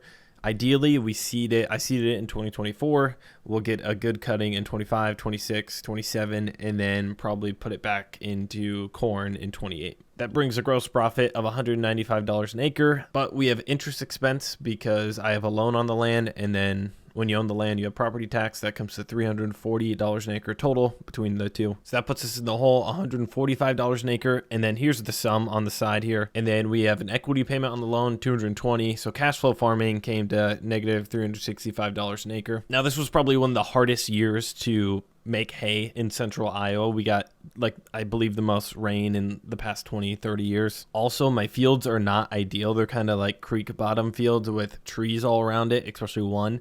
So it doesn't dry out. So if it's going to be a wet year, that field, it's nearly impossible to make hay. Then lastly, something cool that I'm willing to share is how much we got off of YouTube. Just pure AdSense on the videos that I made about farming and making hay on these 15 acres. So in total, we were just shy of $10,000 of YouTube income. That is just pure revenue. No taxes are taken out of that.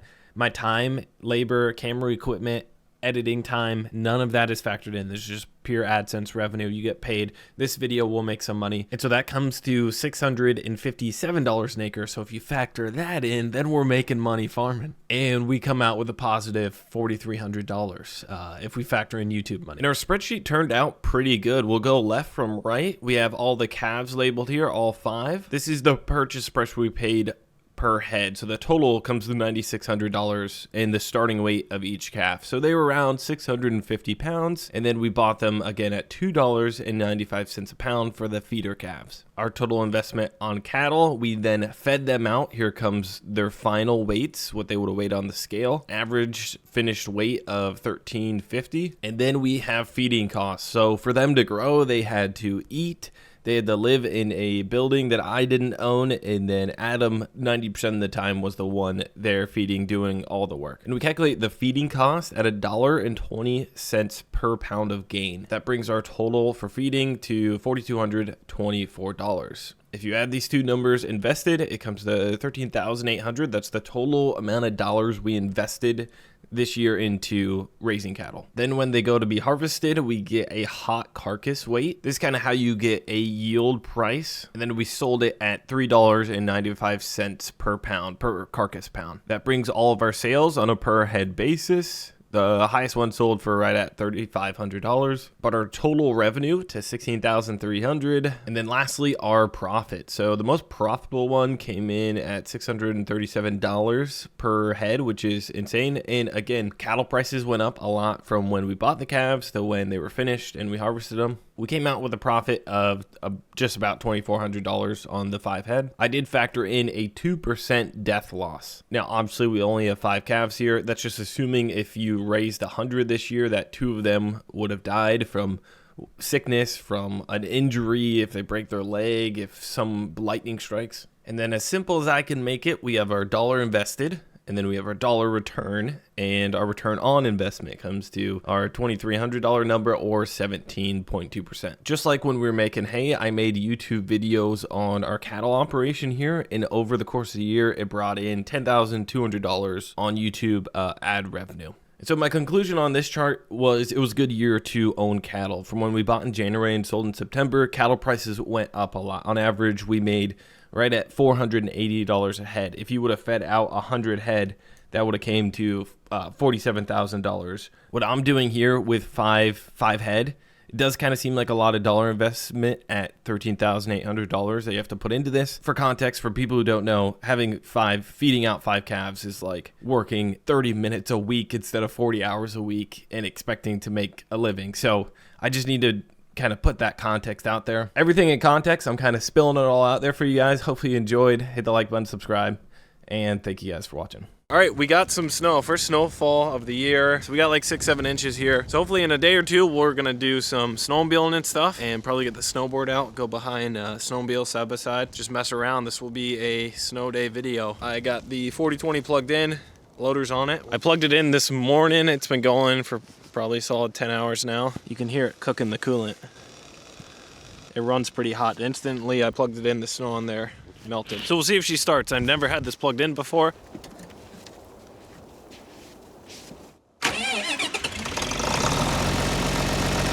All right, that started really good. First time I ever used the block heater on it. I usually never have the tractor next to somewhere to plug it in. Honestly, it started better than when it's 80 degrees out.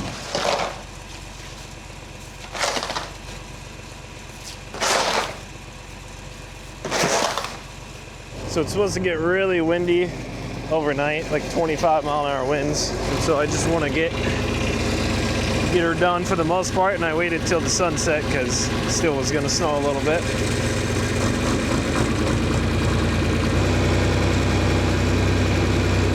We got any lights?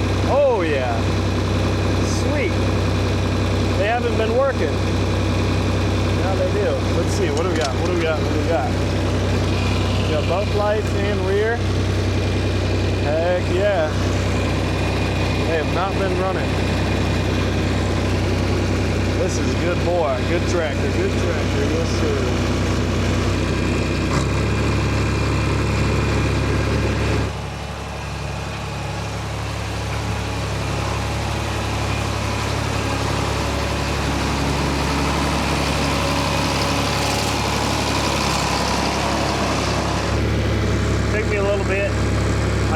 done manure with it, but I haven't done snow.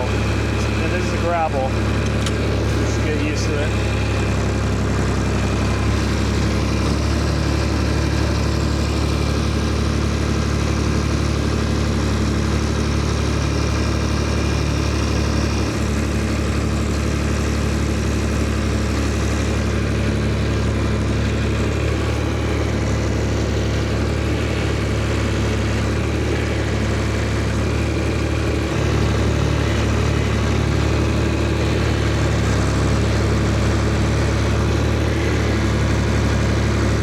Working good, starting to get the hang of it, and yeah, it'll work good for drifts.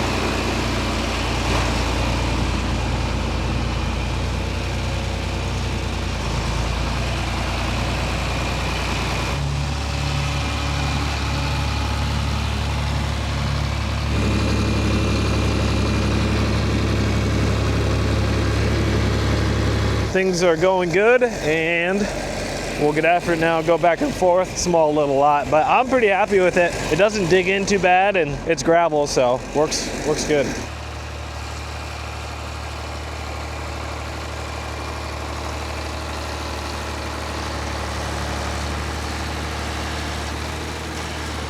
I really enjoy snowboarding, snowmobiling, so winter is kind of my favorite time of the year, especially when we get some snow. And the snow that we're getting is pretty early in the year, so hopefully this winter turns out good. All right, we're gonna do some snowboarding behind the side-by-side. We'll see how it goes. It was like 25-mile-an-hour winds last night.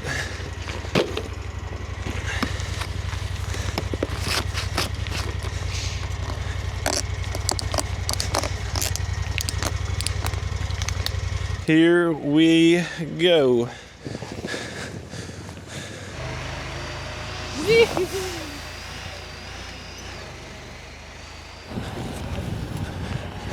This is some taller grass, so it can catch you a little bit. Woo, woo. Rode that one out.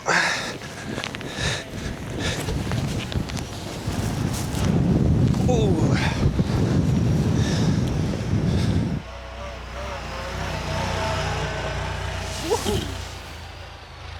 This is where it gets a little loose. There we go, Grant. Thank you, thank you.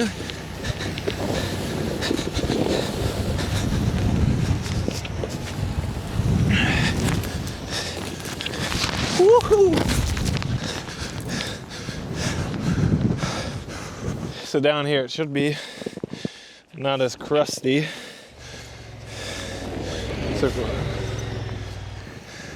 So yeah, down here it's a bit better stuff.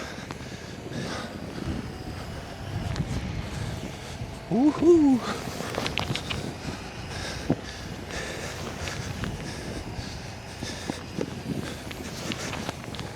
I'd say side by side works pretty good. Snowmobiles are good too.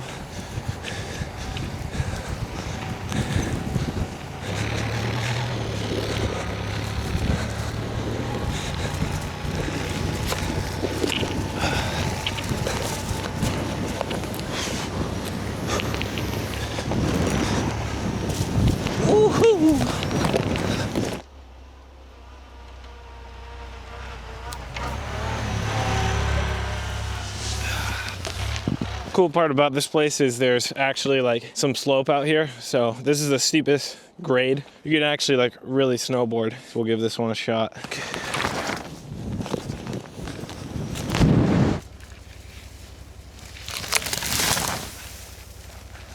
I think you should fix your hat. What? Because your forehead is showing.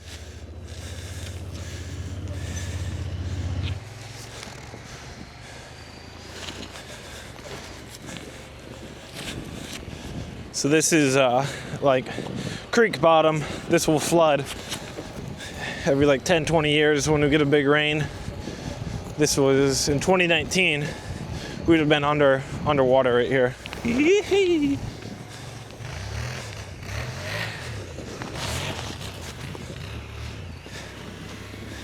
Slingshot engaged.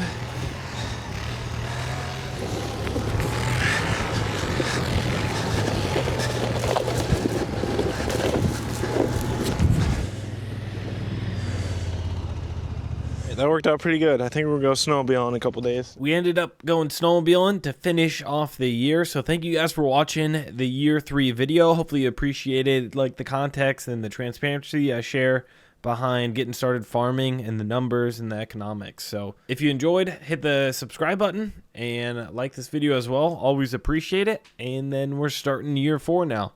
So we'll be looking out for this upcoming year's videos. We got a lot of stuff going on. And thank you guys for watching.